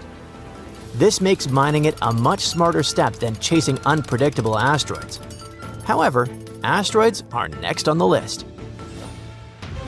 Also, when it comes to mining the moon, it's not just about the prize. Some of those craters have frozen water. We know that because several missions, like NASA's Lunar Reconnaissance Orbiter and India's Chandrayaan-1, have found frozen water ice in dark craters near the moon's poles. This ice is super valuable because it can be broken down into oxygen and hydrogen. They are the parts needed to make rocket fuel. It could also be purified for astronauts to drink, or even used to help grow plants. Imagine filling up spaceships with fuel right on the moon before flying off to other planets. Not only does that sound pretty cool, but it's also economical and convenient. That would save us a ton of money and effort. And if we're already stopping to refuel, why not stick around and set up shop? It's about building a whole new space base and turning the moon into a launching pad for exploring deeper space. A moon base would let scientists study wild space weather, practice building habitats, and test robots in real lunar dust. I can't be the only one excited for the future where robots stream their live missions from the moon. The skills and knowledge we develop there could be essential for living on Mars or exploring the moons of Jupiter and beyond. This is not as far-fetched as you might believe. Companies like Astroforge and Carmen Plus are working on tech to mine asteroids, and maybe the moon someday. NASA's Artemis program is trying hard to set up a sustainable human presence on the moon in the next decade. And Europe's space agency is also eyeing lunar resources. So yeah, the idea of people and robots working together on the moon is probably just a matter of time. Still, it's not as simple as it sounds. There are big questions that humanity faces. Just like with the original gold rush, it's a bit of the Wild West when it comes to rules. The Outer Space Treaty, signed in 1967, says no country can claim the moon as its territory. However, it's pretty vague when it comes to private companies mining resources. So, if you build your rocket and mine some platinum first, is it yours? Well, as for right now, it's a guessing game. Countries are debating and trying to figure it out before the space gold rush turns into a lunar free-for-all battle royale. Then, there's the challenge of protecting the moon's one-of-a-kind environment. Some craters are so quiet that scientists dream of turning them into giant space observatories that study the universe without any radio noise from Earth. Mining nearby could shake things up or kick dust into the air. Lunar soil could damage the sensitive gadgets and ruin the billion-dollar science experiments. That would definitely annoy researchers. Plus, some parts of the moon have been untouched, and mining could wipe out cool spots we haven't even fully explored yet. So basically, we want to make sure we don't turn the moon into a lunar construction site before we've learned all its secrets. That's why some experts suggest setting up protected zones on the moon, like national parks here on Earth, where mining and heavy machines just aren't allowed. That way, we get the benefits of lunar resources but keep the moon's most important areas safe for research and discovery. But here's an even bigger question. How is this thing going to affect us casual Earthlings who can't take a walk up to the moon with our metal detectors and explore? The moon's rare metals aren't just worth a lot. They could actually be super useful for future tech. Platinum group metals, which might be found in lunar soil, are used in things like medical gear, satellites, and even some types of batteries and fuel cells. If the moon really is sitting on $1 trillion treasure, it could boost tech industries and possibly lower costs. There's also helium-3, a rare isotope found on the lunar surface. Scientists think it could someday be used for nuclear fusion, providing a clean, powerful source of energy that doesn't create greenhouse gases or long-term radioactive waste. If fusion becomes possible, even small amounts of helium-3 could power entire cities. One cool perk of using resources from space is that we could cut down on all the digging and pollution here on Earth. That means less damage to our environment and more sustainable ways to keep up with our growing population's needs. On the other hand, all these new opportunities could create new challenges. Of course, there's going to be a cosmic tug-of-war with who gets the goodies. Nobody wants the fear of missing out on a moon rush. Bottom line, lunar mining isn't just a science experiment. It's something that could affect economies, technology, and the environment here on Earth, for better or worse. When I was a kid, hundreds of years ago, we had the moon bases on the covers of our science books. One of the reasons why moon landing projects became so rare is that it just wasn't financially viable. Why should a country spend resources to get to the moon if there's nothing valuable up there? However, now that we think there's something out there, everything could change. That's why I already imagine myself working 9 to 5 on the moon, fixing robots and growing moon plants. But it's time to get back to Earth, so to speak. Nobody's setting up a moon McDonald's or booking lunar Airbnbs just yet. Even the most optimistic experts say we're still decades away from big mining operations or permanent lunar bases. For now, most missions will be robotic, experimental, and with price tags that will make your head hurt. So until we all get our moon mining helmets, it's something to think about while moon gazing. What about that wealth hiding on the bright side of the moon? Thank you for watching.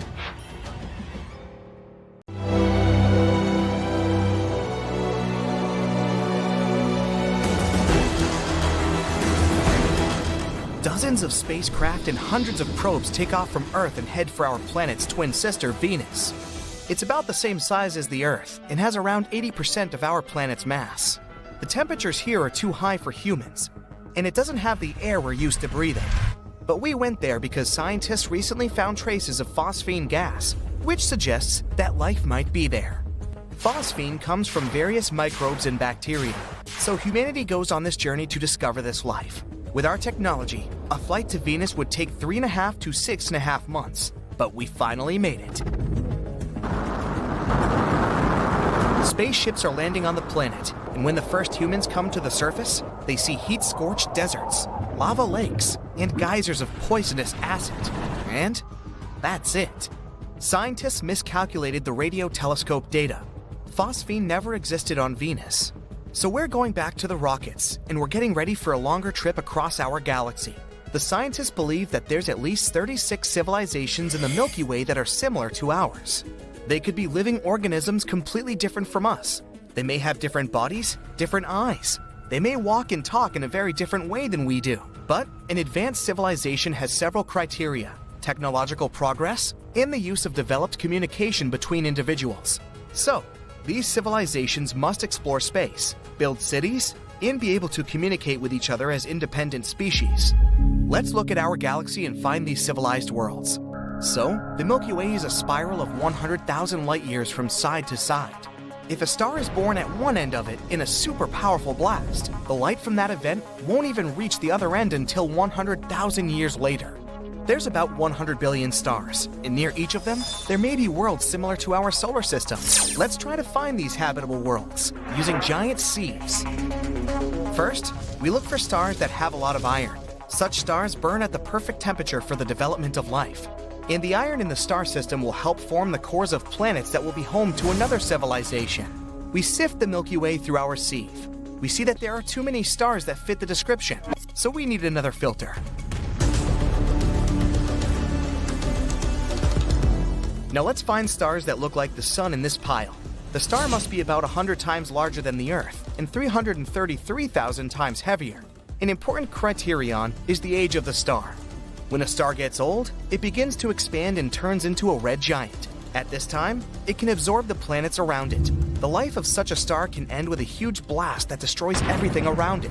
So the star we're looking for must be relatively young. Let's use our sieve again. There's fewer stars, but still that's a lot. Now let's focus on the planets. They should be in the habitable zone of the star. Not too close to a star because then the temperature would be too high for life to be born. And not too far away. Then the planet would just be an ice block with nothing living on it. The temperature of the planet must allow the water to remain liquid. Another filter is the age of the candidate planet. It takes time for an advanced civilization to develop. Based on the experience of Earth, scientists believe that it takes at least 4.5 billion years for any life form to evolve to the human level. So we're looking for planets similar to Earth or older. We use our sieve one last time, and voila! We have 36 worlds where an advanced civilization is possible. Scientists conducted this study and published it in April 2020, based on these very criteria. All that's left is to discover these civilizations and make the first contact. We can detect such a civilization by using radio waves that come from it. Suppose there's a planet A with primitive living organisms on it. Millions of years of evolution, and they'll become a civilization with advanced technology. Radio waves will be the way they communicate. Then the whole planet will emit radio waves like a star emits light. And here on Earth, we'll be able to pick up this signal with antennas pointed into space. But there's a problem with the distance between the planets. For example, planet A is 1,000 light years away from the Earth. When planet A starts emitting radio waves, these signals won't reach us until 10 centuries later. We learned to emit and receive radio waves in 1895. And if the civilization on planet A emitted a radio signal at the same time, we won't be able to pick up that signal until 2895. It'll be the same on planet A. We sent a message in the form of a radio signal into space in 1974. In this signal, we encoded our number system, human DNA, and information about our solar system. If there's an advanced civilization on planet A, they'll be able to receive this signal only in 2974, and we'd have to wait another millennium to get a response from them. Another problem with radio waves is that they don't look like a constant glow on the planet, but like a flare. Radio waves are only used at a certain stage of civilization. At first, it's the primary method of communication, but then we begin to use cell phones, cable TV, and fiber optics. And as technology advances further, our radio wave light begins to fade out. So we only have about 100 years of active radio use by civilization to find it. One day we caught a strange radio signal of an unknown origin. Its characteristics suggested that the signal was created artificially, perhaps by an outer space civilization or a passing starship. Further searches for this signal given no results, and this gave rise to many theories and arguments as to what it really was. It could have been a signal from Earth that reflected off a satellite flying through the sky, or it could have been the traces of a comet a few light years away. But let's assume it was a civilization from outer space, one of those 36 that probably exist. Now we need to make contact with them. So we throw our luggage into a rocket and head out in the direction of our suspected planet. Our rockets can fly at 17,600 miles per hour. That means a rocket could cross the entire United States in just 8 minutes. But even if an advanced civilization lived near our closest star, Proxima Centauri, it would take us about 73,000 years to get there. Even at the speed of light, it would take 4.2 years. So we need to solve the problem of space travel. Our scientists plan to reach about a quarter of the speed of light with a laser. A powerful laser beam from Earth will push a microscopic probe in the right direction. This probe could reach our destination in about 17 years. And in another 4 years, when the signal from it reaches Earth, we'll know if there's an advanced civilization.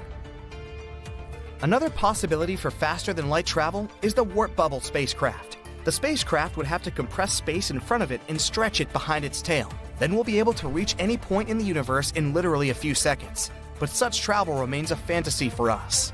Perhaps we can get to different corners of the universe through wormholes. They're shortcuts similar to tunnels, but there's one problem. These wormholes might be inside black holes. They're the most mysterious objects in the universe. They're so heavy that even light can't escape their trap. Our spaceships wouldn't stand the tension either.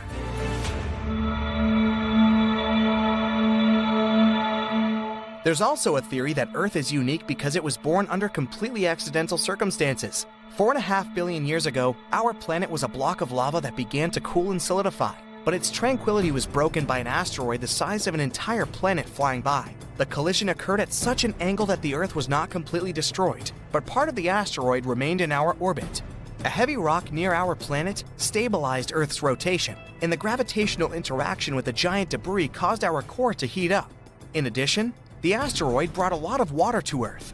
Such a collision is extremely unlikely. It's like winning the lottery, many times in a row. But so far, we have no reason to believe life in outer space exists. Just as we have no reason to believe that there's no advanced civilizations in the universe, except for ours. The moon might be hiding trillions of dollars worth of materials beneath that dusty surface, and NASA is about to get a piece of it soon. Their new lunar drilling tech just passed its first big test, and it could open up an entirely new frontier: space mining. This isn't just a scientific milestone. This could change the US economy forever, and maybe even reshape life on Earth. That's because they found something rare in lunar soil, something that could become essential for us in the future: helium-3. Okay, so you know helium, right? It's the gas that makes birthday balloons float. Helium-3 is not that. It's a special isotope of helium, which basically means it has the same number of protons, 2 by the way, but a different number of neutrons. That's chemistry speak for it's rare, like super rare. Here comes the sad part. Earth had helium-3 once, a lot of it actually. But during our planet's formation, a lot of it escaped into space. Turns out, it's super light, so it didn't stick around. But we can still find it here and there, mostly inside our planet. I mean, there's some of it literally trapped underground. Or even a lot, as some recent studies might suggest. But still, the problem is that extracting helium-3 is expensive, limited, and seriously difficult. So difficult, in fact, that getting it from the moon suddenly sounds like a piece of cake. To really understand why extracting helium-3 in space might be easier, we need to quickly compare Earth and the moon. So here's the sun, right? This huge ball of fire in the sky constantly shoots out tons of helium-3. When this helium-3 reaches Earth, our planet's magnetic field acts like a giant invisible shield, basically saying, "Nope, not here," and it deflects most of it away. But the moon doesn't have a friendly protective magnetic field like Earth does. So when helium-3 reaches the moon, it hits the surface directly and gets trapped in the lunar regolith. I'm talking about that loose layer of dust, soil, and rocky debris covering the moon. And there might be tons of it, literally. Some estimates put it somewhere between 1 and 3 million tons of helium-3. The best part is that almost all of it is probably sitting right in the top layer of lunar soil. So instead of heavy-duty drilling, it could be as easy as just scooping up some moon dust. That's why a lot of people think getting helium-3 from our natural satellite could actually be way easier, or maybe even cheaper, than digging deep underground here on Earth. Now, you're probably thinking, why go through all that trouble? I mean, if it doesn't work for birthday balloons, what's the big deal with helium-3? Well, for starters, it's already being used in advanced medical tech, like magnetic resonance imaging and X-ray. But here's the real game changer. Helium-3 could actually end our dependence on fossil fuels for good. This rare isotope could be used for advanced nuclear fusion reactors here on Earth. In other words, it could give us nuclear energy that's not just super efficient, but a whole lot safer too. See, most nuclear power plants today run on a process called fission. They use uranium-235, and when those atoms split, you get a ton of energy. But you also get something else: radioactive waste. And yeah, it's just as dangerous as it sounds. But helium-3 is different. It could power future reactors with a process called fusion. If you mix helium-3 with a type of hydrogen called deuterium, you get a lot of energy, but without the dangerous waste. It could be cost-efficient too. Let's say a single space shuttle cargo bay could carry about 25 tons of helium-3. That would be enough to power the entire United States for a year. And scientists believe there's enough helium-3 on the moon to power the whole world for 10,000 years. These are only estimates for now, but the future potential is so exciting that the demand for helium-3 is already skyrocketing, and so is its value. In 2024, some experts say that the helium-3 market was worth about $670 million. This year, it's expected to hit around $730 million. And 10 years from now, experts believe it could reach nearly $1.6 billion. Sorry for all the numbers, I just wanted to show you why mining the moon matters. It might actually save us from a future energy crisis by giving us almost endless, clean nuclear power. Everything sounds great so far, but there's one big challenge. Mining helium-3 on the moon is one thing. Bringing it back to Earth is a whole different story. So let's look at one possible solution. First, robots or specialized machines would drill into the lunar soil or simply scoop up moon dust to collect the helium-3. Then it gets packed into containers and launched off the moon, heading for Earth. When the containers get close to Earth, a ship called the Space Rapid Transit will pick them up in orbit. Think of it as a reusable space truck with engines that can even use air for thrust. Finally, the ship would land at an airport here on Earth. From there, the helium-3 would head straight to power plants, giving us clean, safe, and almost unlimited energy. See how challenging it sounds, right? Of course, specialists are still figuring out the best way to transport helium-3. But one thing is certain, we're getting closer and closer to building a full mining base on the moon. NASA recently tested a new drill technology called Trident. And as soon as it touched the lunar surface, it started working right away and performed perfectly. For now, its main purpose is to bring soil to the surface so scientists can study it. They want to learn more about how strong the lunar regolith is and how it reacts when drilled. That's definitely an exciting step towards extraterrestrial mining. Because it's not just helium-3, you know. There are a lot of other valuable things that can be taken from the moon. For example, there's water ice on the moon, and from that, we could extract oxygen and hydrogen. Then there could be rare and expensive metals like platinum, rhodium, and iridium. We could even mine iron, silicon, and aluminum, which would be perfect for building things directly in orbit, like future space stations or other infrastructure. Now that we know how important mining the moon could be, you're probably wondering, is any of this even allowed? I mean, who actually owns the moon? The short answer? Nobody. Even though NASA is up there doing research, that doesn't mean the United States owns the moon. Back in 1967, some nations signed the Outer Space Treaty. It basically says no one can claim ownership over our natural satellite or any other celestial body.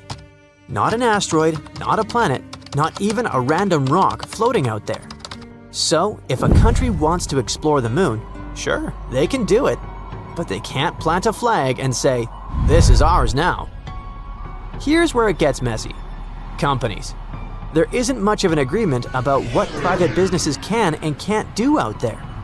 For example, a private company sets up a moon base. They land a successful spacecraft, build a small station, and even start digging. The base itself belongs to them, sure, but the land they're sitting on does not. Everyone is on the same page up to that point. The tricky part is, the treaty doesn't really spell out what happens to the materials they dig up. Nobody is totally sure if those resources would even belong to them. And if the materials are not technically the company's, can they even sell them? It's hard to say. So yeah, sorry. Even if you had the cash to build your own lunar base, you probably can't just scoop up helium-3 and bring it back as a souvenir. I mean, unless you want to risk becoming the first person ever banned from the moon. In 2024, Earth was joined by a mini-moon that orbited around our planet for 2 months. It hung around, made a few laps, and then, like every polite guest, it left. It went back to resume its trip around the sun. However, astronomers now say another rock has been tagging along with Earth not for weeks, but for 6 decades. It's rare and strange, now being classified as a quasi-moon. But what exactly does that mean? Is it like a backup satellite? Unlike our cool and mysterious moon that illuminates our nights and affects werewolves, a quasi-moon doesn't circle Earth. Instead, it orbits the sun, but it does so almost in perfect sync with us, like a runner doing a marathon with you that keeps a similar pace. Space only seems calm. It's actually pretty chaotic.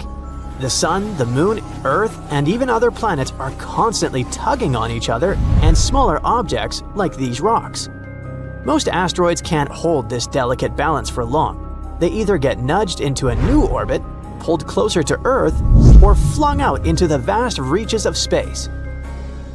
That's why we're lucky to spot more than 1 or 2 at a time. Most just can't keep the balance. They belong to a bigger family called co-orbitals. In fact, astronomers group them into a few types based on how they move relative to Earth. But unlike the real moon, that's been our companion since the very beginning, these visitors don't stick around forever. Some hang with us for a few decades, others for centuries, before drifting away because the gravity of some other space object. Kinda like a dog running to your neighbor after smelling bacon. One other thing about quasi-moons is their size. Most are tiny, building-sized or even smaller. They're also so dim that they can hide in plain sight among stars. Still, they're important. By studying them, astronomers learn how small near-Earth objects move and how long they can stay caught in Earth's gravity. Quasi-moons are closer than other asteroids on the same path, and it would be easier to reach them. One day, they might be used as stepping stones in space exploration. Earth has had a few of these tag-alongs before. One of the most famous is 2016 HO3, nicknamed Earth's Constant Companion. It's only about 300 feet wide, but it's been keeping pace with us for nearly a century. Researchers say it might keep up for centuries more. But what about the most recently discovered one? The researchers named it 2025 PN7. Like we said, it's already been with us for 60 years and will likely stay for around 68 more. For a long time, it remained undiscovered because of its tiny size, only about 62 feet across, which is about the length of a bowling lane. This also answers the question of whether you could see it yourself if you knew where to look. Its backstory is a bit of a mystery. Astronomers haven't figured out its composition yet. Right now, all we know for sure is its trajectory. Some quasi-moons are just near-Earth asteroids that fell into a perfect orbit. Others seem like they could be chunks of the moon itself. For instance, there's another quasi-moon named Kamo'olaloa that reflects light in almost the same way as the lunar rocks we brought back during the Apollo missions. Because of that, some researchers think it might actually be leftover from a huge impact that happened long ago. There's also 2024 PT5, a temporary mini-moon from the end of last year. Tests showed that its surface looked like lunar basalt, suggesting it probably came from the moon. So how do these quasi-moons pull off their cosmic balancing act? That's because it's just an orbital illusion. Remember, PN7, like other quasi-moons, isn't actually circling our planet. To us, it looks like the rock is scribbling lazy loops around Earth's path, like doodles in space. Yet it never lags too much or gets too far. Astronomers call this a one-to-one resonance. In plain English, it makes a lap around the sun every time Earth does. Another fun question. If these fake moons are so close to Earth, why don't we just pull them in with our gravity? Especially since they're tiny and seem so near. That's because even though they belong to a group called near-Earth objects, quasi-moons are not that close. Our moon is hanging out about 239,000 miles away. These companions, though, are flying around the sun millions of miles out, way beyond Earth's gravitational pull. That pull exists within an area called the Hill sphere, which is where Earth's gravity is stronger than the sun's. Think of Earth's gravity as a bubble with a radius of about 1,000,000 miles. Anything inside can get caught, like the real moon. Step outside and the sun takes over. This is exactly what happened to PT5, which was our legit satellite for 2 months in 2024. It dipped inside the Hill sphere and Earth's gravity took over. Once it happened, this object became known as a mini-moon. But because it was small and moving fast, it eventually slipped back out of that bubble, and the sun's gravity pulled it away again. One other type of co-orbiter, aside from quasi-moons and mini-moons, is the so-called horseshoe orbiters.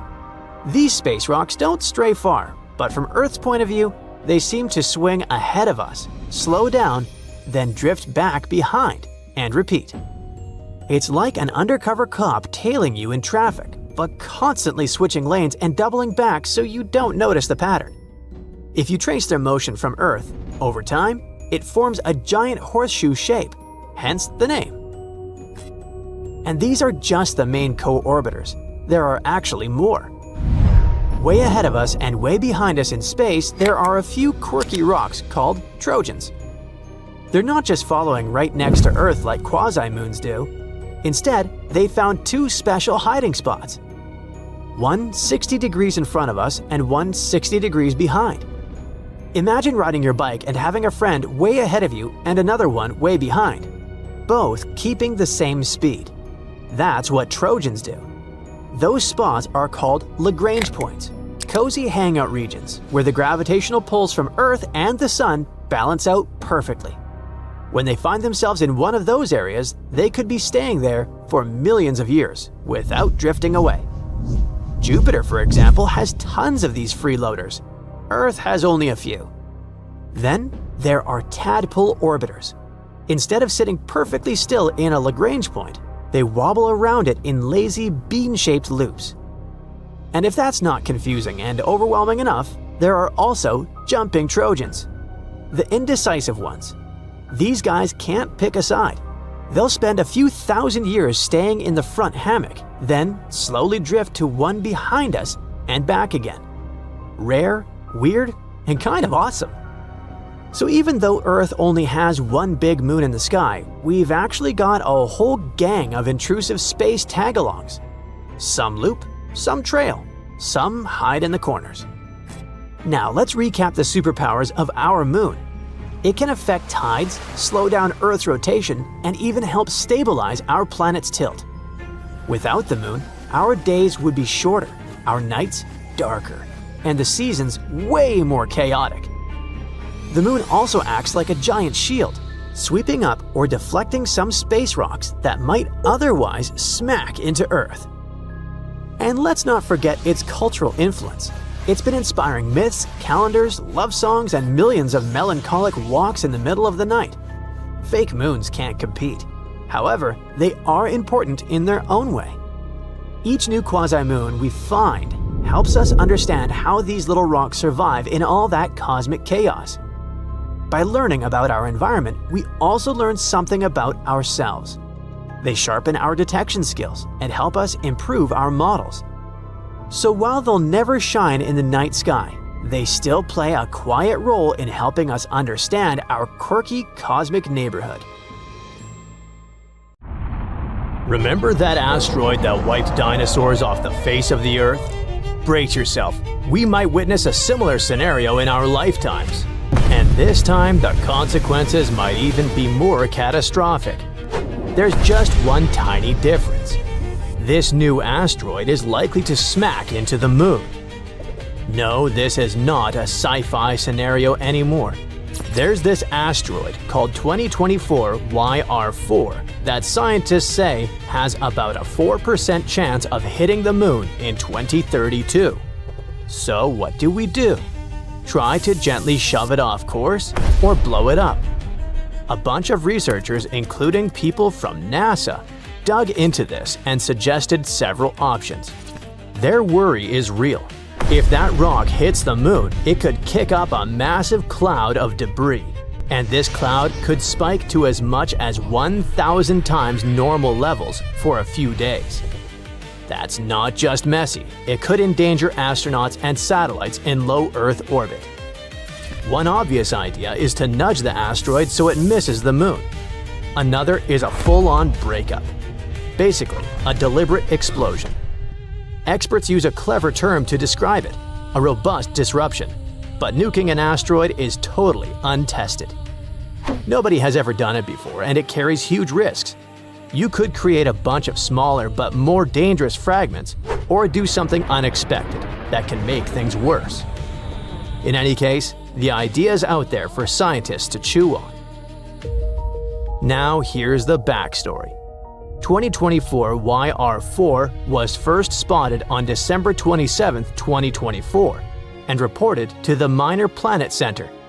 That's the official hub that tracks all new asteroids and comets. Pretty soon, it showed up on NASA's Century Impact Risk Table, which is like the agency's watch list for any asteroid that could potentially hit Earth.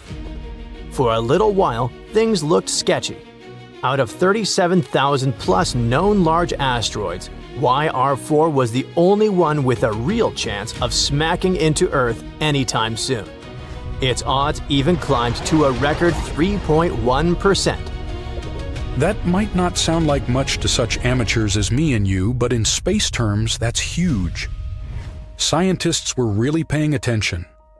Luckily, after a few more months of better tracking and sharper observations, they nailed down the asteroid's orbit more precisely. Turns out its path isn't taking it anywhere near us after all. Its chance of hitting Earth has dropped so low it's basically zero now. So, we can breathe out and relax. Earth is safe. But the moon? Maybe not. And that's why researchers are now debating whether to blow the thing up before it ever gets close. The thing is, asteroid 2024 YR4 is pretty big. Based on what the James Webb Space Telescope saw, it's about 220 feet long, roughly the size of a 20-story building. Not exactly a pebble, I'd say. At first, NASA thought there was only around a 1.7% chance that YR4 would crash into the moon. But then the Webb telescope checked again in March, and that number jumped to 3.8% right away. By May, it climbed once again. It was already sitting at about 4.3%. In other words, the more they looked, the more likely it seemed that this space rock might actually hit our natural satellite. On the bright side, these new observations helped NASA figure out where exactly the asteroid would be on December 22, 2032, with about 20% better accuracy. Now, if the asteroid really did smash into the moon, NASA says it wouldn't mess with its orbit or make it wobble or anything dramatic like that. And this is a very big but a hit from something that large would kick up a ton of debris, and that flying space junk could become a real problem for satellites orbiting Earth, or even for astronauts on the International Space Station. That sounds alarming enough. That's why the story might take a turn straight out of a sci-fi movie. Scientists are seriously considering blowing the asteroid up. But unlike in a movie, this isn't about saving Earth this time. The most extreme idea is to launch a bunch of nuclear explosives at the asteroid before it reaches the moon. The thinking is, if they can blow it to pieces while it's still far away, the debris will scatter safely into space instead of causing problems near Earth. But of course, there's the catch. While scientists know roughly how big YR4 is, they don't know exactly how much it weighs. And that's a huge problem. Without knowing its mass, space agencies can't design a precise mission to knock it off course. In theory, they could send out a reconnaissance spacecraft first, something to get close to the asteroid, measure it up, and figure out the best way to push it away. But researchers say there just isn't enough time. By the time we'd collect all the needed data and build the right hardware, it'd be too late to intercept the asteroid before the 2032 impact window. So instead of a gentle space nudge, some experts suggest going full Armageddon-style, that very robust disruption. Translated into human, it's blasting the asteroid apart with nuclear explosions. Sure enough, this idea comes with a massive risk. What if the explosion accidentally changes the asteroid's path and sends some fragments toward Earth? The researchers admit it's a possibility, but still think nuking it could be the most practical solution, given the circumstances. If the mission ever happens, it would need to launch sometime between 2029 and late 2031. This would give it just enough time to reach and intercept the asteroid before it gets too close to the moon. Now, nuking space rocks might sound over the top, but NASA actually has some experience with asteroid defense. Back in 2022, they pulled off something groundbreaking with their Double Asteroid Redirection Test, or DART. That mission was all about proving that humans could physically change an asteroid's path without using explosives. NASA launched a small spacecraft in November 2021, and after almost a year of travel, it crashed head-on into a tiny asteroid named Dimorphos at about 14,000 miles per hour. The idea was simple. If you hit an asteroid hard enough, you can slightly change its orbit, just enough to make it miss Earth someday. And it actually worked. The test showed that even a relatively small spacecraft could make a serious difference. Now, the European Space Agency wants to double-check exactly how much of an effect that crash had. In October 2024, they launched a follow-up spacecraft called Hera from Florida's Cape Canaveral Space Force Station. Hera's on a 2-year journey to reach Dimorphos and its bigger partner asteroid, Didymos. By October 2026, Hera will enter orbit around the asteroid pair and start collecting data, basically checking NASA's math. ESA scientists hope that once they analyze the impact site, they'll find out how effective DART was at changing the asteroid's trajectory. If it turns out that kinetic impact, aka smashing a spacecraft into an asteroid, works well enough, future missions might use that technique again. Maybe even for YR4, if it ever becomes a real threat. But if it doesn't, that's when the nuclear backup plan might come off the shelf.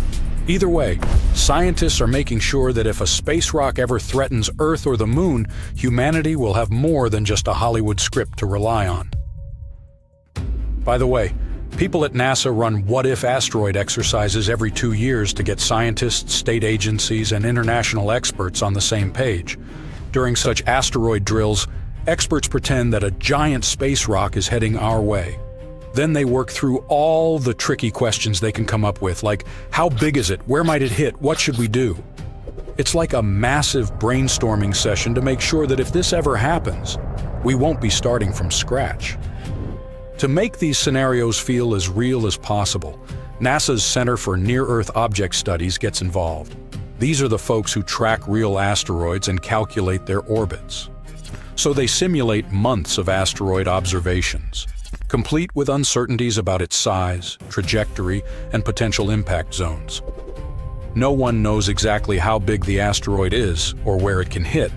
It's the kind of uncertainty that makes decision-making way harder, just like it would be in real life. Now look at this fancy granite kitchen countertop. This one can also be available on the moon. I mean, there's no production whatsoever as of now, but there's enough raw materials for the kitchen of your dreams. And by the way, granite on the moon can even prove this dark horse had plenty of water at some point. So it all started when scientists found this weird blob of heat on the far side of the moon. It's all because of a massive chunk of granite that's buried underground. Apparently, granite is pretty rare outside of Earth, so this is a big deal. According to the researchers, there's this old volcano on the moon that hasn't erupted in like 3.5 billion years. But it turns out it's still giving off some serious radiation. The scientists used a fancy new method with microwaves to measure the temperature below the moon's surface.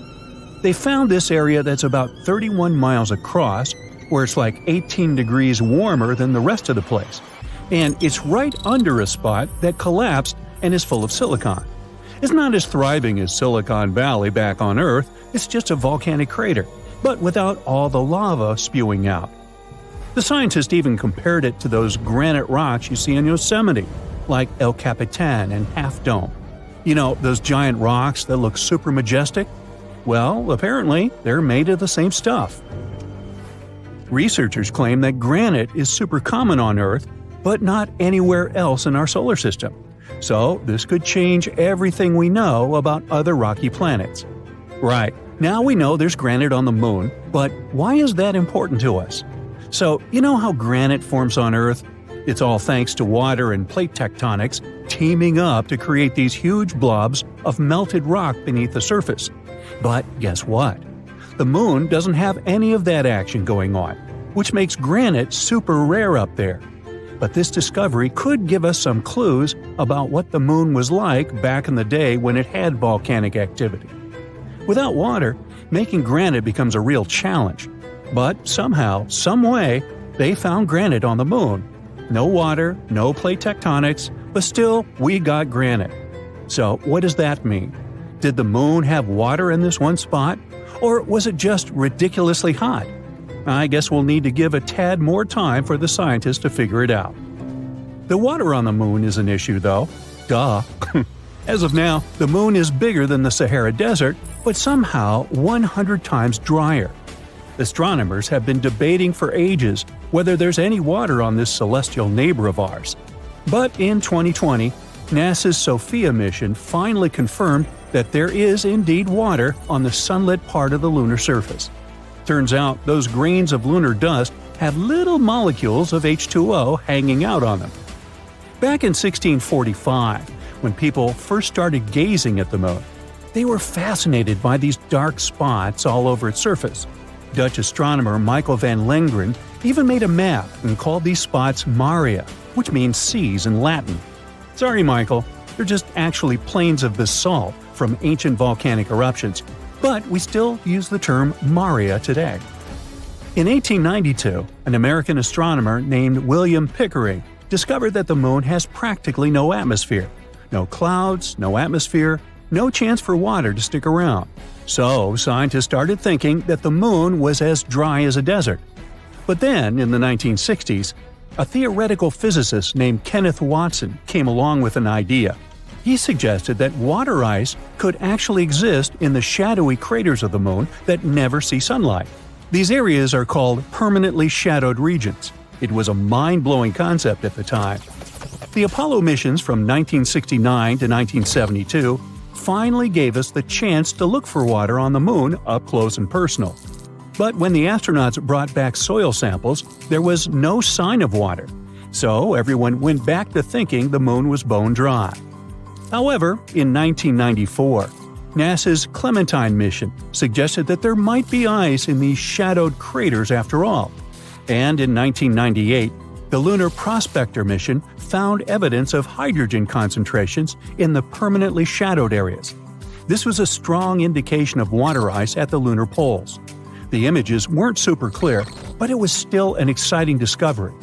And finally, in 2008, scientists decided to take another look at those Apollo samples. They revisited the old data and found some hints that there might be water after all. It was like finding buried treasure in your own backyard. As you can see, the moon is a pretty promising destination. It even has enough stuff to produce your food supplements – calcium, magnesium, you name it. Just kidding, it's not the best idea to munch on them to boost your diet. But there are a bunch of other applications they can be used for. Calcium is like the fourth most popular element hanging out in the lunar highlands. But here's the cool part. Pure calcium metal is actually super flexible and can conduct electricity like a boss when there's no oxygen around. Who knew, right? Anorthite is a rare gem here on Earth, but up on the moon, it's partly central for calcium. It can even help make those groovy silicon-based solar cells. To make them, you need some lunar silicon, iron, titanium oxide, and of course, our buddy calcium and aluminum. It's like a recipe for solar success up there in space. The moon even has precious metals like gold. In 2009, NASA was on a lunar mission and they found some gold in the lunar soil. They had a spacecraft right behind the rocket, equipped with a fancy spectrometer. Its job was to study all the debris that got released when the rocket crashed. And they found all sorts of chemicals, like carbon monoxide, carbon dioxide, ammonia, sodium, hydrogen, and even a little bit of mercury, gold, and silver. Hey, vampires beware. Now I know it's been quite a while since then, like 14 years to be exact, but measuring how much gold is actually there has been a real challenge. You see, it's hiding deep beneath the lunar regolith, making it tricky to get an accurate count. Yeah, metals are fun and lunar water may have existed, but what about food? Good news, everyone! Scientists are saying that plants can actually grow on the moon, but don't expect a luscious orchard. It'll be more like a moderate garden with just a couple of beds. Here's the scoop. A while back, those awesome Apollo astronauts collected samples of lunar surface material called regolith and brought them back to Earth. Fast forward 50 years, and NASA decided to use 3 of those samples to try growing plants for the very first time. They used dirt from under the lunar rover bumper to grow these plants. The team added water and seeds to the samples, giving each plant a gram of regolith. Then they placed them in a clean room and added nutrient solutions every day. And they succeeded. During that challenge, the brilliant minds dealt with small plants like mustard greens in the nutrient-poor lunar soil. Yeah, we'll have to export olive oil from Earth to dress it. So, plants can indeed grow in the moon's soil. However, they won't be as strong and healthy as the ones grown on good old Earth soil, or even the ones in the control group grown in a lunar simulant made of volcanic ash. But hey, it's just a start.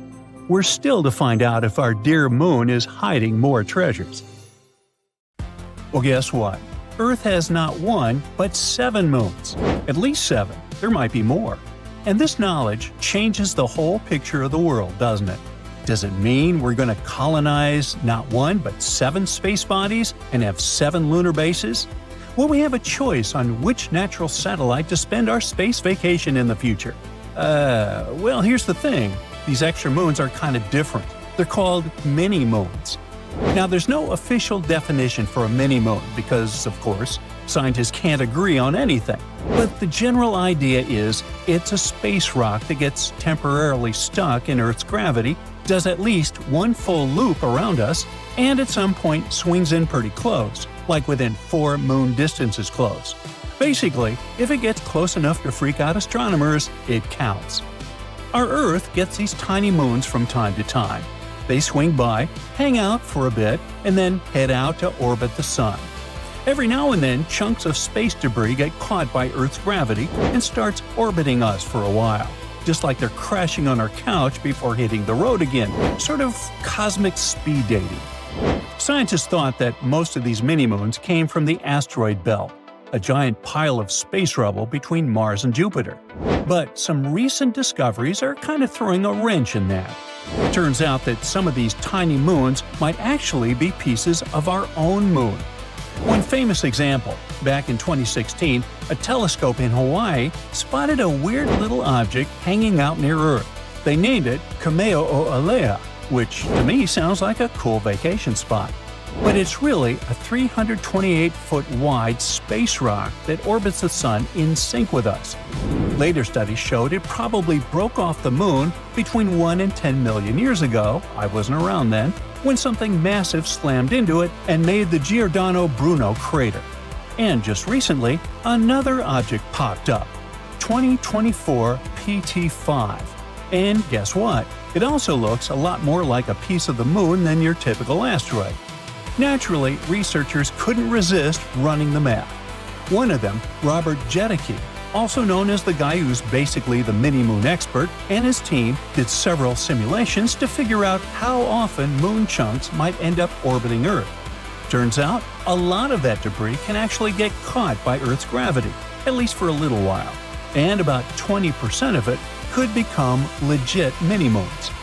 Now, the best guess is around 6 or 7 little lunar-born space pebbles might be orbiting Earth right now. Not forever, though. These guys have commitment issues. The average mini-moon sticks around for about 9 months before peacing out. And because new debris is always drifting into Earth's neighborhood, the squad keeps refreshing. But here's the thing. These numbers are super shaky. Jedicke literally said the uncertainty is ginormous, and I'm doing air quotes, which is the most sciencey way of saying, we're guessing here. There are just too many unknowns, like how big the moon explosions are, how fast the pieces fly, and whether our telescopes are even good enough to see the tiny stuff. So yeah, the prediction might be totally wrong, but that's science for you. You make a guess, someone proves you wrong later, and we all get smarter in the end. In any case, little mini-moons are super annoying to spot. They're usually the size of a car or an SUV, somewhere between 3 and 7 feet wide. It might sound big when you're parallel parking, but in space terms, that's basically a breadcrumb. But an even bigger problem is that they're tiny and fast. For us to see them, they have to swing pretty close to Earth so they reflect enough light. But when they're that close, they're also zipping across the sky like they're late for something, which makes them really tricky to catch even with fancy telescopes. That's one of the things that makes scientists worry about mini-moons. What if one of them eventually ends up in Earth's atmosphere? Then it could be the Chelyabinsk event number 2. You see, it was a quiet morning in Chelyabinsk until it wasn't. There was a flash of light so bright it outshone the sun, followed by a deafening sonic shock that rattled the skies and shattered reality, along with a few thousand windows. It happened on February 15, 2013. Without warning, a space rock the size of a house burst into Earth's atmosphere at over 11 miles per second. About 14 miles above the ground, it detonated mid-air, unleashing an immense amount of power. Glass rained down in homes, schools, offices. Over 1,600 people were injured, most of them by flying shards. And it wasn't even a big asteroid, just a cosmic pebble compared to the ones lurking out there. Luckily, according to Jedicke, modern sky surveys are surprisingly good at spotting stuff that small, even from millions of miles away. But there's a catch. These things move so fast, they don't show up as dots in images like normal space objects. They leave streaks, and computers intensely dislike streaks. Those motion trails are harder for algorithms to recognize, so these tiny moons often just slip by unnoticed. Luckily, it's not all doom and gloom. The researchers point out that we did manage to spot one, 2020 CD3, even though it was only visible on 2 out of 1,000 possible nights. That's like finding a needle in a haystack while the haystack is spinning. But once we know where a mini-moon is, it's way easier to track it. And here's where things get exciting. those tiny visitors might actually be useful. Since they come so close to Earth, they'd be way cheaper to reach than flying all the way to the asteroid belt. So space companies might one day try to snag one and mine it for minerals and stuff. Scientifically, mini-moons are also kind of a big deal. They could help us understand how the solar system was built and how it's still changing. Studying how chunks of the moon got blasted off and turned into orbiting debris might even help us figure out what kind of damage an asteroid could do to Earth. So yeah, these little guys may be fast, hard to find, and kind of flaky, but they've got loads of secrets to spill. By the way, Earth might have had 2 real moons once, and those were not mini-moons. One of them was our familiar one, and the other one was a smaller buddy moon tagging along. Sadly, things didn't end well for the little guy. Scientists have been wondering for years why one side of the moon, the one we always see, is smooth and flat, while the far side, the one that never shows its face, is all bumpy, crusty, and way thicker. Looks like the moon has a good side for selfies and a rough don't-take-my-picture side. So, according to a new computer model, that lopsidedness might be the result of a slow-motion cosmic fender bender. The theory goes like this. Millions of years ago, our moon had a smaller moon sibling cruising along with it in space. Everything was chill like for 80 million years.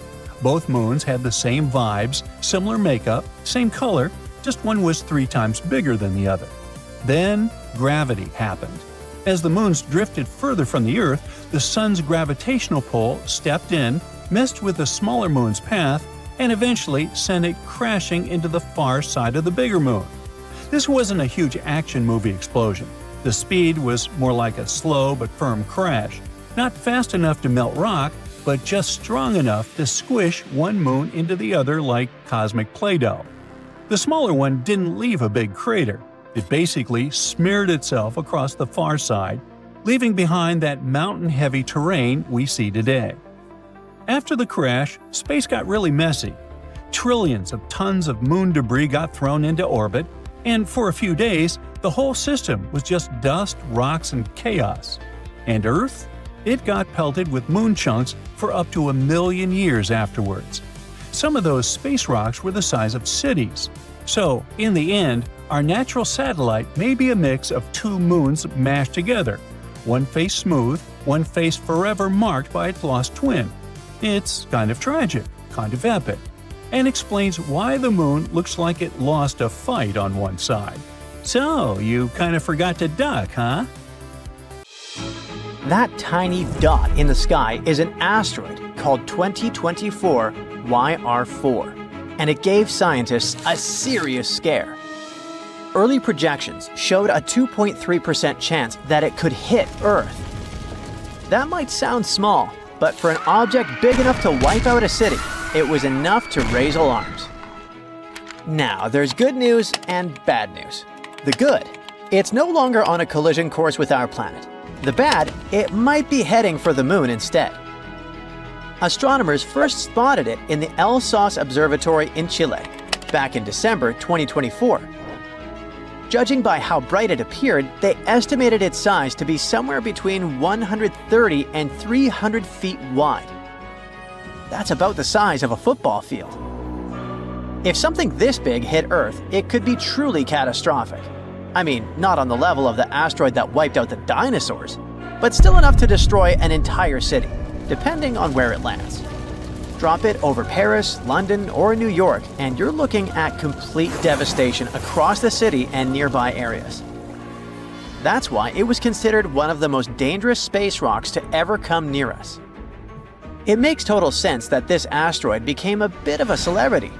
From the moment it was discovered up until February 2025, the risk of a collision just kept climbing. But now we can breathe a little easier. New calculations from NASA have completely ruled out any chance of impact. In fact, there's no serious threat from this asteroid for at least the next 100 years. Okay, but how did we go from this is a threat to, oops, we were wrong? That happens quite often, actually. I mean, an asteroid seems risky at first, then it gets even riskier, and then, out of nowhere, it's suddenly safe. Does that mean we can't trust their math? You see, the first time specialists spot an asteroid, it's really just a tiny dot of light in the sky. At that point, they have no idea what it is or where it's headed. Then they have to observe it again and do some math. That will help them figure out the path they're moving on. But even then, it's still a bit uncertain. They don't really know where the asteroid is going, so the risk corridor is this huge area where it could fly through. If any part of that corridor crosses Earth, the asteroid is considered a threat. Usually, at least 3 observations are needed to figure out its orbit. Basically, how fast it's moving and where it's headed. A lot of times, as they start to get a clearer picture, the risk zone still overlaps with Earth, so it looks more dangerous at first.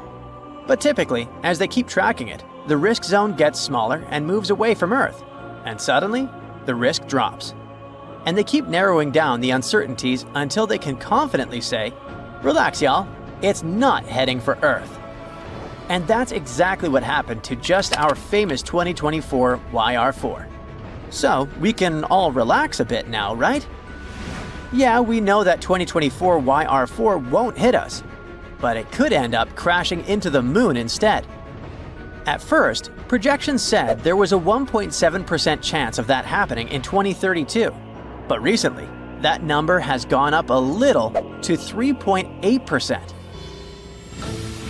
If it does hit the moon, though, it won't be dangerous for us. I mean, there won't be any shockwaves felt here on Earth, and the moon isn't gonna crack in half. Experts say nothing really shocking or concerning would happen, but it would be an awesome opportunity to see a lunar impact. If we're lucky, we might even catch the exact moment it happens. And if we miss it, we will still get to observe a brand new crater on our natural satellite. Such events are pretty common for the moon, since it doesn't have an atmosphere to protect it from incoming debris. In fact, there are hundreds of detectable impacts each year. See those bright spots lighting up? These are real images of asteroids hitting the moon. But specialists aren't just sitting around and waiting. They've been keeping an eye on lunar impacts for years. For example, the European Space Agency has a project called Neliota, where they use a powerful telescope in Greece to track these impacts. They've recorded over 100 tiny explosions from space rocks hitting the moon. They also have the Lumio mission, which is a small satellite that counts lunar impact flashes on the far side of the moon, the side we can't see from Earth. These observations help scientists understand how often the moon gets hit and how this might affect astronauts and lunar bases. Now, 2024 YR4 might be a special case. That's because most space objects that collide with the moon are really small. We've never seen a collision with something larger than about 160 feet. If YR4 does hit, it could be an amazing sight. So yeah, scientists are kinda hoping it happens. But 2024 YR4 isn't the only asteroid on the radar. There are actually quite a few others that have been classified as potentially hazardous. In simple terms, that means this one might cause us some trouble. You see, there are millions of big space rocks out there in the solar system, mostly chilling in the asteroid belt between Mars and Jupiter. But only a few ever get close to Earth, and even fewer actually pose any real risk. NASA calls asteroids that orbit within 30 million miles of Earth near-Earth objects. And within that group, there's a smaller bunch of really big ones that orbit super close to us. If one of those were to hit us, it could be a big deal. There are about 2,500 of those asteroids at least that we know of. But here's the good news. Specialists don't expect any of them to hit Earth anytime soon. A few might come pretty close though, or already have, like the 2014 TN17, an asteroid that's about 540 feet wide.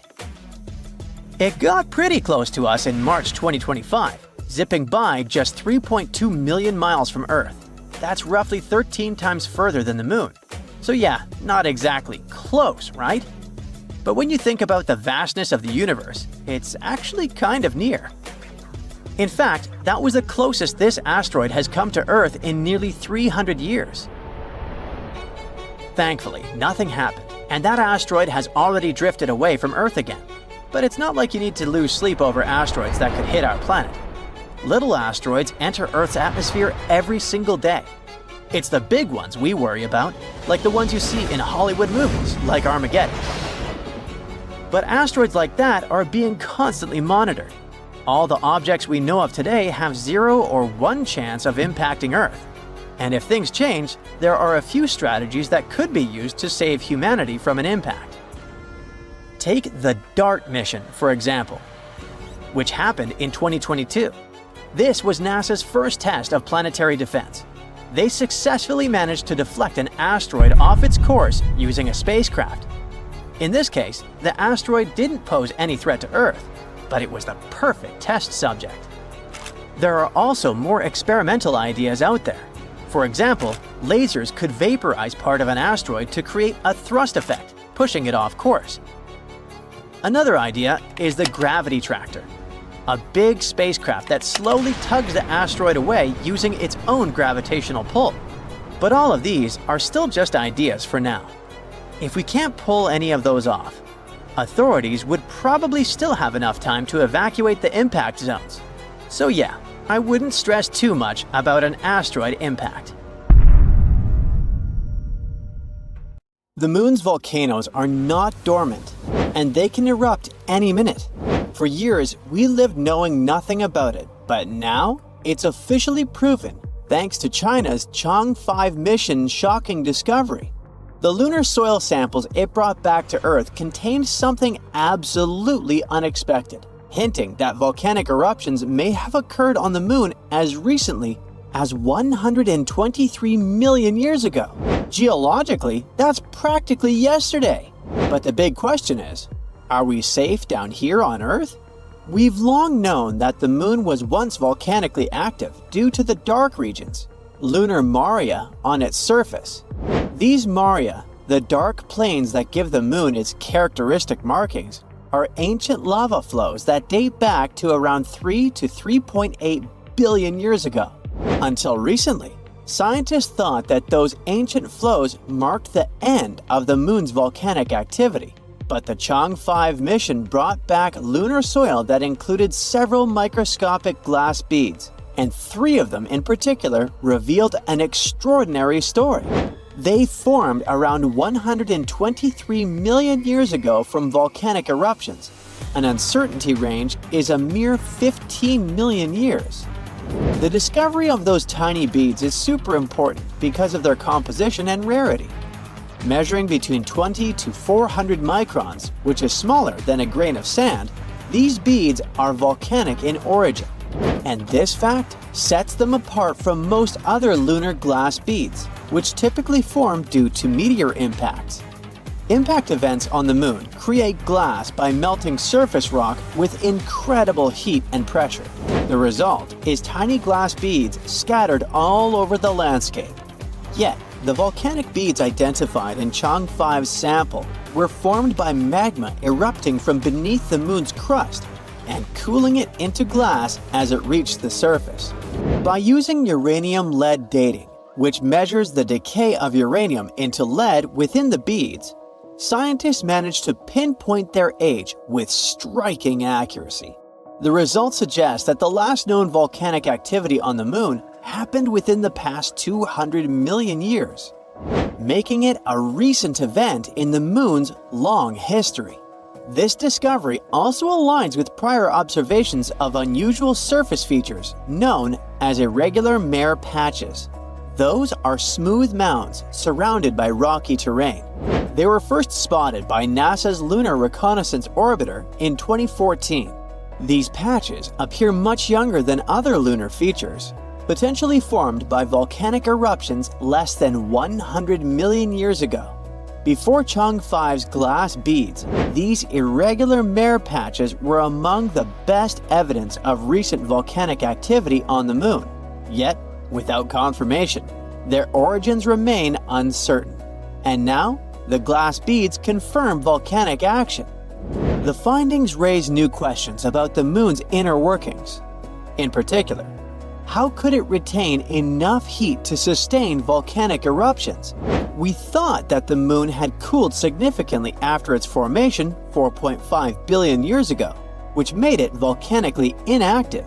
And without tectonic activity or an atmosphere, the moon should have shed its internal heat long ago. Yet the beads suggest the possibility of some localized heat sources within the moon's mantle. Scientists think that heat-producing elements such as potassium and thorium might be creating small, warm pockets which generate enough heat to melt rock and trigger isolated volcanic eruptions. But wait, beyond rewriting the moon's history, this discovery adds an intriguing twist to ongoing studies of transient lunar phenomena.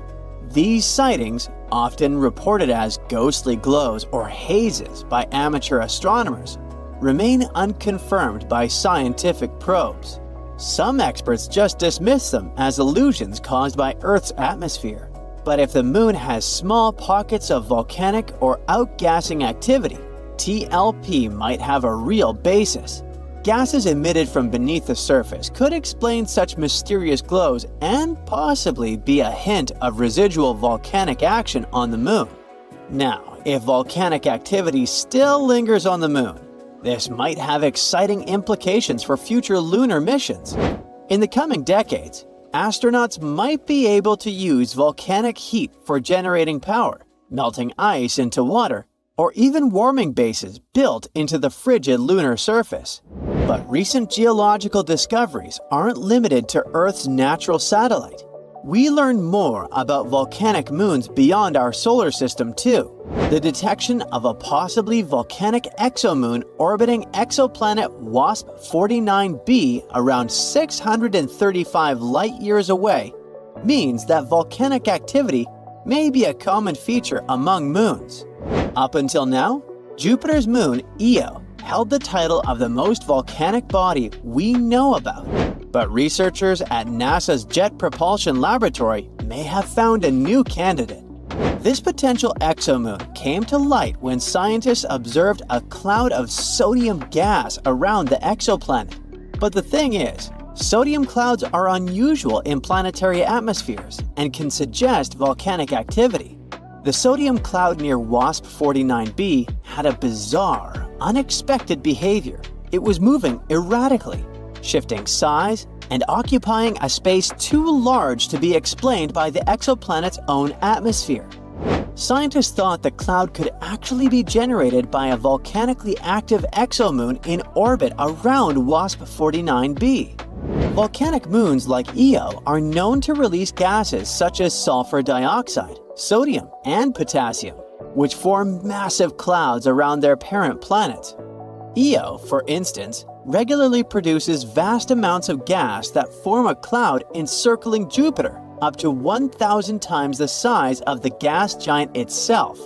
If something similar occurs near WASP-49b, the gas cloud could be a clue to volcanic activity on an exomoon orbiting the planet. Observations from the European Southern Observatory's Very Large Telescope in Chile seems to confirm this theory. The sodium cloud around WASP-49b is positioned high above the exoplanet's atmosphere and behaves in ways that don't match the exoplanet's 2.8 Earth day orbit. This could suggest that it originates from a separate body, likely a volcanically active moon.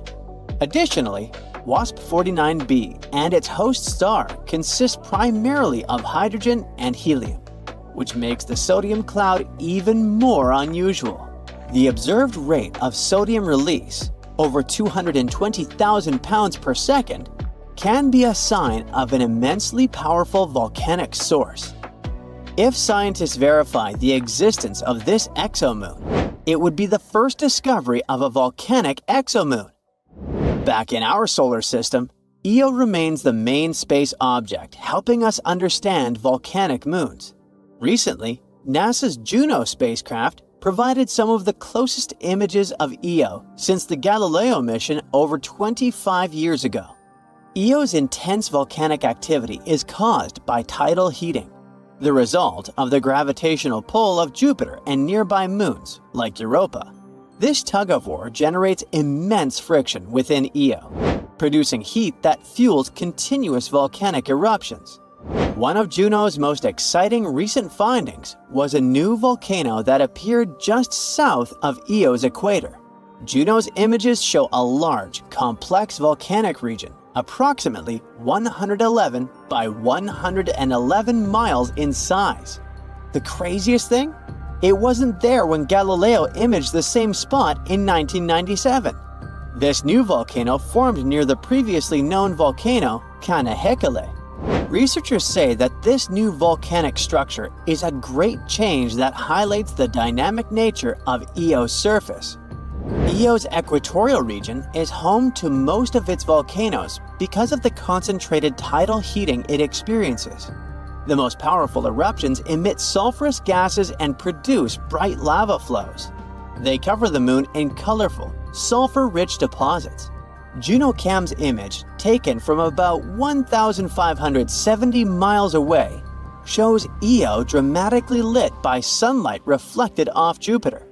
And you can see a stunning view of its constantly changing volcanic surface. Despite these detailed observations, there are still many mysteries about Io's volcanism. Scientists are particularly curious about how tidal heating affects Io's interior, and whether it has a subsurface magma ocean. Plus, researchers try to understand what triggers different types of eruptions. For example, plumes versus lava flows, and how volcanic gases shape Io's surface and thin atmosphere. The study of volcanic moons from Io to the possible exomoon near WASP 49b sheds light on how tidal forces create volcanic activity in different moons. In icy moons like Europa, tidal heating sustains liquid oceans beneath the surface, creating potential habitats for life. But for Io without an ocean, the same forces instead generate powerful volcanic activity. Plus, if volcanic exomoons do exist, like the one possibly orbiting WASP 49b, we might soon discover more volcanic bodies across the galaxy. Time can stretch or shrink depending on where you are. Climb to the top of an extremely high mountain, and time will pass a teeny tiny bit faster than if you were down in a valley. That's all because of gravity and how it affects time. We hardly notice it in our everyday life. But for scientists and space agencies preparing to send people to the moon, these minuscule differences in time really do matter. We'll get to answer the why question a bit later. Right now, a new space race is underway. Many countries want to establish long-term bases on the moon. With humans up there, things like reliable timekeeping become crucial. The thing is, the moon doesn't operate on Earth's time. A day on the moon runs slightly faster than a day on Earth. The difference is about 56 microseconds, and it seems insignificant. But over time, even such a difference can add up, creating bigger issues. So, to keep lunar missions running smoothly and prevent things from drifting out of sync, NASA and scientists around the world are now dealing with a tricky challenge: creating an entirely new lunar timescale. NASA is supposed to start using it by 2026. It's the same year they hope to send astronauts back to the moon for the first time in 50 years. But this new timescale is not just a moon time zone. It's actually an entire system that will adjust for the moon's faster time and keep everything synchronized with Earth's time systems. Only in this case will missions be able to run smoothly. You see, on Earth our timekeeping is already surprisingly complicated. It might seem like time should be a straightforward concept, but keeping accurate time is actually a precise science, especially when you consider how much timekeeping affects our daily lives. So, to keep global time coordinated, scientists rely on something called Coordinated Universal Time, also known as UTC. This global time standard is based on ultra-precise atomic clocks that scientists place in separate locations all over the world. Atomic clocks are cool because they measure time based on the consistent vibrations of atoms, so they're super stable and accurate. This helps scientists make sure UTC is the same for everyone everywhere. These atomic clocks also take into account that time moves slightly more slowly the closer you are to the center of our planet. So, atomic clocks, positioned closer to the Earth's surface, tick a bit more slowly due to stronger gravitational pull. This effect, explained by Einstein's theory of relativity, happens because gravity affects time. By spreading atomic clocks across different elevations, scientists average out all the tiny time differences caused by gravity.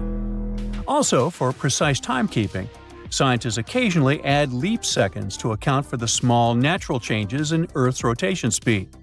It sounds pretty technical, but this process of keeping everyone on the same time helps make the modern world function. After all, precise timing is crucial for global trading, GPS navigation, and even internet communications. But time on the Moon works differently. Our natural satellite has a weaker gravitational field than Earth. That's why clocks on the Moon tick a bit faster. This difference means that lunar clocks are very likely to slowly drift away from Earth clocks if there's no correction. It can lead to big problems when astronauts need to keep in close contact with Earth or navigate around the lunar surface. NASA's solution is something called a lunar timescale. Scientists aren't going to adjust moon clocks to match Earth exactly. Instead, they want to establish a unique system that measures lunar time accurately, but is also easy to convert back to Earth time. Think of it as creating a whole new framework just for the Moon. To make this lunar time system work, NASA is cooperating with international colleagues like the European Space Agency. Together, they're setting up what they call LunaNet. This lunar network will be a bit like the Internet for the Moon. It'll make sure all the lunar clocks work together and align with Earth-based time. Just like how atomic clocks around the world coordinate for UTC on Earth, clocks on the Moon will be part of this larger LunaNet network. Now, scientists are pretty experienced when it comes to managing time in space. Global Positioning System satellites, which orbit Earth about 12,550 miles high, have atomic clocks on board. These clocks tick faster than clocks on the Earth's surface because they're quite far away from Earth's gravitational pull. But then, how does GPS navigation stay accurate? It's because scientists have figured out ways to slow those clocks down to match Earth's time. This experience with GPS clocks is a great base for what scientists need to do on the Moon. In some ways, it might be even easier than managing GPS. Scientists can work with lunar clocks as they naturally are, instead of needing to adjust them to sync perfectly with Earth. By setting up accurate lunar time from the start, scientists hope to avoid some of the complications of managing GPS satellites. And now, here's the interesting part, or maybe more interesting. To keep lunar timekeeping a reality, NASA and its partners want to set up clocks both on the lunar surface and on satellites orbiting the Moon. Some of these clocks will be long-lasting atomic clocks, and others will be crystal oscillators. Those offer stability over short time periods. Together, these clocks will create a network that scientists will be able to rely on. Meanwhile, atomic clocks for space don't come cheap. They can cost a staggering few $1 million each. Luckily, crystal oscillators are more affordable, but they don't stay accurate over long periods. Once those clocks are set up, they'll work together as part of LunaNet, which will be NASA's framework for everything related to moon-based time and data networks. LunaNet will act like an internet for lunar operations. Different space agencies will contribute to it, like how internet service providers work for us on Earth. But there's another set of challenges, and it's connected with the Moon's rotation. Firstly, a day on the Moon lasts much longer than a day on our planet because it takes the Moon about 28 Earth days to make a full rotation. Plus, the Moon's equator experiences about 14 days of sunlight, followed by 14 days of darkness, unlike Earth's regular day-night cycle. And at the Moon's South Pole, where NASA is going to establish future lunar missions, there are areas that stay lit or in shadow permanently. It might make it harder for astronauts to keep track of time. NASA and its partners hope to involve more countries in this project through international organizations like the International Astronomical Union. The idea is to get as many countries as possible on board with the lunar timescale, so that everyone exploring the Moon is on the same page. Now, another really exciting thing about all this is that figuring out lunar time could help other future space missions, like trips to Mars. The experience and knowledge we'll get from setting up a lunar timescale are likely to serve as a blueprint for managing time on even farther planets. That's one of the reasons why scientists are taking this lunar project so seriously. As for astronauts living on the Moon, a consistent, reliable time system will be essential, not just for navigation, but for everything from scientific experiments to day-to-day activities. NASA's Lunar Time Project is truly groundbreaking. It's the first step toward managing time as humans expand farther into space. And if they get it right, it'll mean that future astronauts won't just have Earth time to guide them. They'll also have a Moon time, and even, one day, a Mars time too.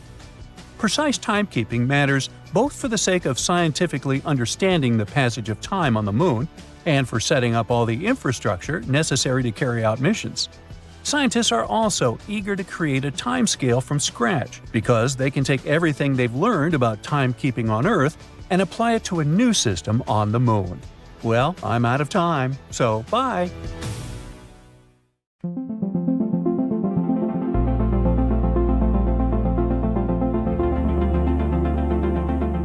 This catapult-like system on the Moon might bring us limitless energy. It's a launch system concept that was recently proposed by the Chinese scientists. It would work like a hammer throw, spinning a launch arm that flings objects. This arm is supposed to be about 165 feet long. It will accelerate until it reaches the Moon's escape velocity, and then whoosh! The capsule is sent into space. This crazy idea will cost around $18 billion. Ooh, pricey. But trust me, it's totally going to be worth it. The system would be powered by solar panels and nuclear energy. It could also recover more than 70% of the energy used after each launch. The Moon has a very weak gravity. There's also barely any atmosphere, so the air doesn't weigh you down. This makes it so much easier to launch stuff there. But why do we even need this? The main purpose is to transport helium-3. It's a really cool isotope of helium, and one of the most insane things about it is that it could become fuel for nuclear fission. This is the same process that happens in stars, including our Sun. If we manage to recreate nuclear fusion here, on Earth, we can make it a clean and basically limitless source of energy for power plants. But helium-3 is super rare on Earth. We can sometimes find it in volcanic rock formations on the ocean floor. That's because it's a product of another rare element called tritium, the element we usually make in nuclear reactors and put in cool stuff like glow-in-the-dark paint. But the catch of tritium is that it takes forever to decay and turn into helium-3. Now, there's a bunch of helium-3 on the Moon, around 1 million tons. Just 20 tons of helium-3 could meet China's yearly electricity needs. In fact, lunar soil has enough helium-3 to power the entire world for over 1,000 years. But why is there so much of helium-3 on the Moon and barely none on our planet? Well, that's because helium-3 comes from the Sun and travels in solar winds. Solar winds are like streams of dangerous particles. They're super radioactive. Our planet's thick atmosphere and magnetic field serve as a shield for us. They almost fully protect us from those particles. But, unfortunately, they also prevent the good stuff like helium-3 from getting here. The Moon's atmospheric shields are super thin though, so it's under a constant shower of solar winds. So, helium-3 accumulated there over billions of years, and now it's just scattered around there. But mining it and bringing back to Earth is no easy feat. It's super expensive. Just think about it. Rockets need tons of fuel to break free from gravity. Every single bolt and screw on the spacecraft must be engineered to survive extreme conditions, like radiation. Not to mention, you need a team of rocket scientists, literally working around the clock to make sure nothing goes wrong. You can't call a repair guy if something breaks on the Moon. So generally, it costs about $500,000 to send 1 pound of payload to our satellite. That's based on estimates from NASA. To get some idea, let's calculate how much it would cost to send an apple to the Moon. A typical apple weighs about 0.4 pounds, so that funny mission would be at least $200,000. Now, for comparison, the Chinese launch system weighs around 80 tons. Another problem is that the lunar surface is pretty harsh on the equipment, like the freakish lunar dust, for example. You might recall this small thing that happened in the 60s called the moon landings. But when the Apollo astronauts came back from the moon, they found something weird was happening to them. Their throats were sore and their eyes wandered. Luckily, it wasn't some scary moon sickness. Turns out, there's a lot of lunar dust clinging to their spacesuits. This dust seems harmless, but it's made up of sharp and abrasive particles, much smaller than a human hair, yet sharp like glass. It contains silicate, a thing that can cause severe lung problems on Earth and is a common issue for miners. So it caused a lunar hay fever. At least that's how NASA astronaut Harrison Schmitt called it. All 12 astronauts who walked on the moon were then sneezing and experiencing nasal congestion. Sometimes it took days to fade away. The dust even got inside their spacecraft, smelling like burnt gunpowder. This nasty stuff can be harmful to both humans and equipment. It managed to damage spacesuit boots and even ruin the seals on the containers used to bring back samples during the Apollo missions. As we mentioned, they're glass-sharp and jagged, so they start scratching, grinding, and wearing down any surfaces they come in contact with.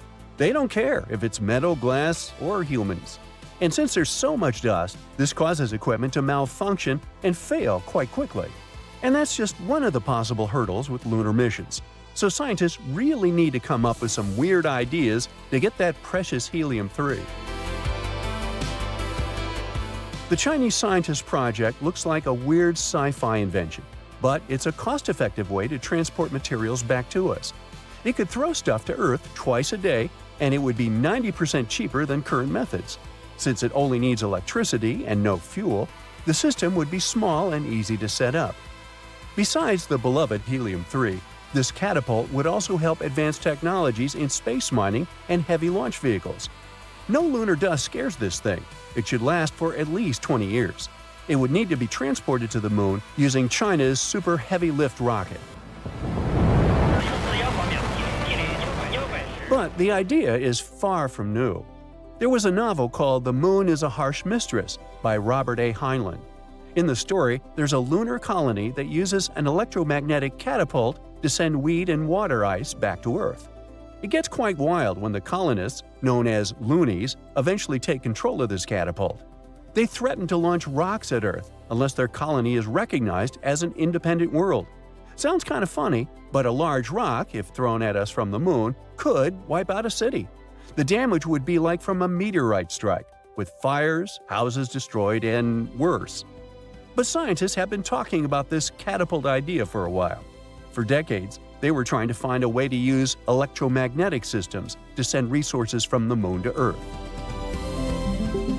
There are also some challenges. For example, scientists forgot to mention how exactly helium-3 would be extracted from the lunar soil. Installing this launch system on the moon's rugged surface would be difficult as well. Also, they would need to make sure that the system remains stable at high speeds and that it could withstand the moon's extreme temperature changes, cosmic rays, and intense solar radiation. So, it would take some time to develop. China hopes to have the key components of the system ready by 2030. The full-scale operations might start by 2045. China has tons of plans for the moon. For example, they want to build a research station at its South Pole by 2035. But China's not the only one in this space race. Considering that NASA plans to send humans on Mars by that time, oh boy, the 2030s will be a crazy decade for space exploration. There's also an American startup that's part of the lunar economy. The ones that plan to land astronauts on the moon have people actually living on our satellite in a decade or two. One of the goals of this colony is to boost economic growth and create new jobs. Most of them will likely involve some mining activities. And if there'd be 2 space colonies, well, they'll have to figure something out.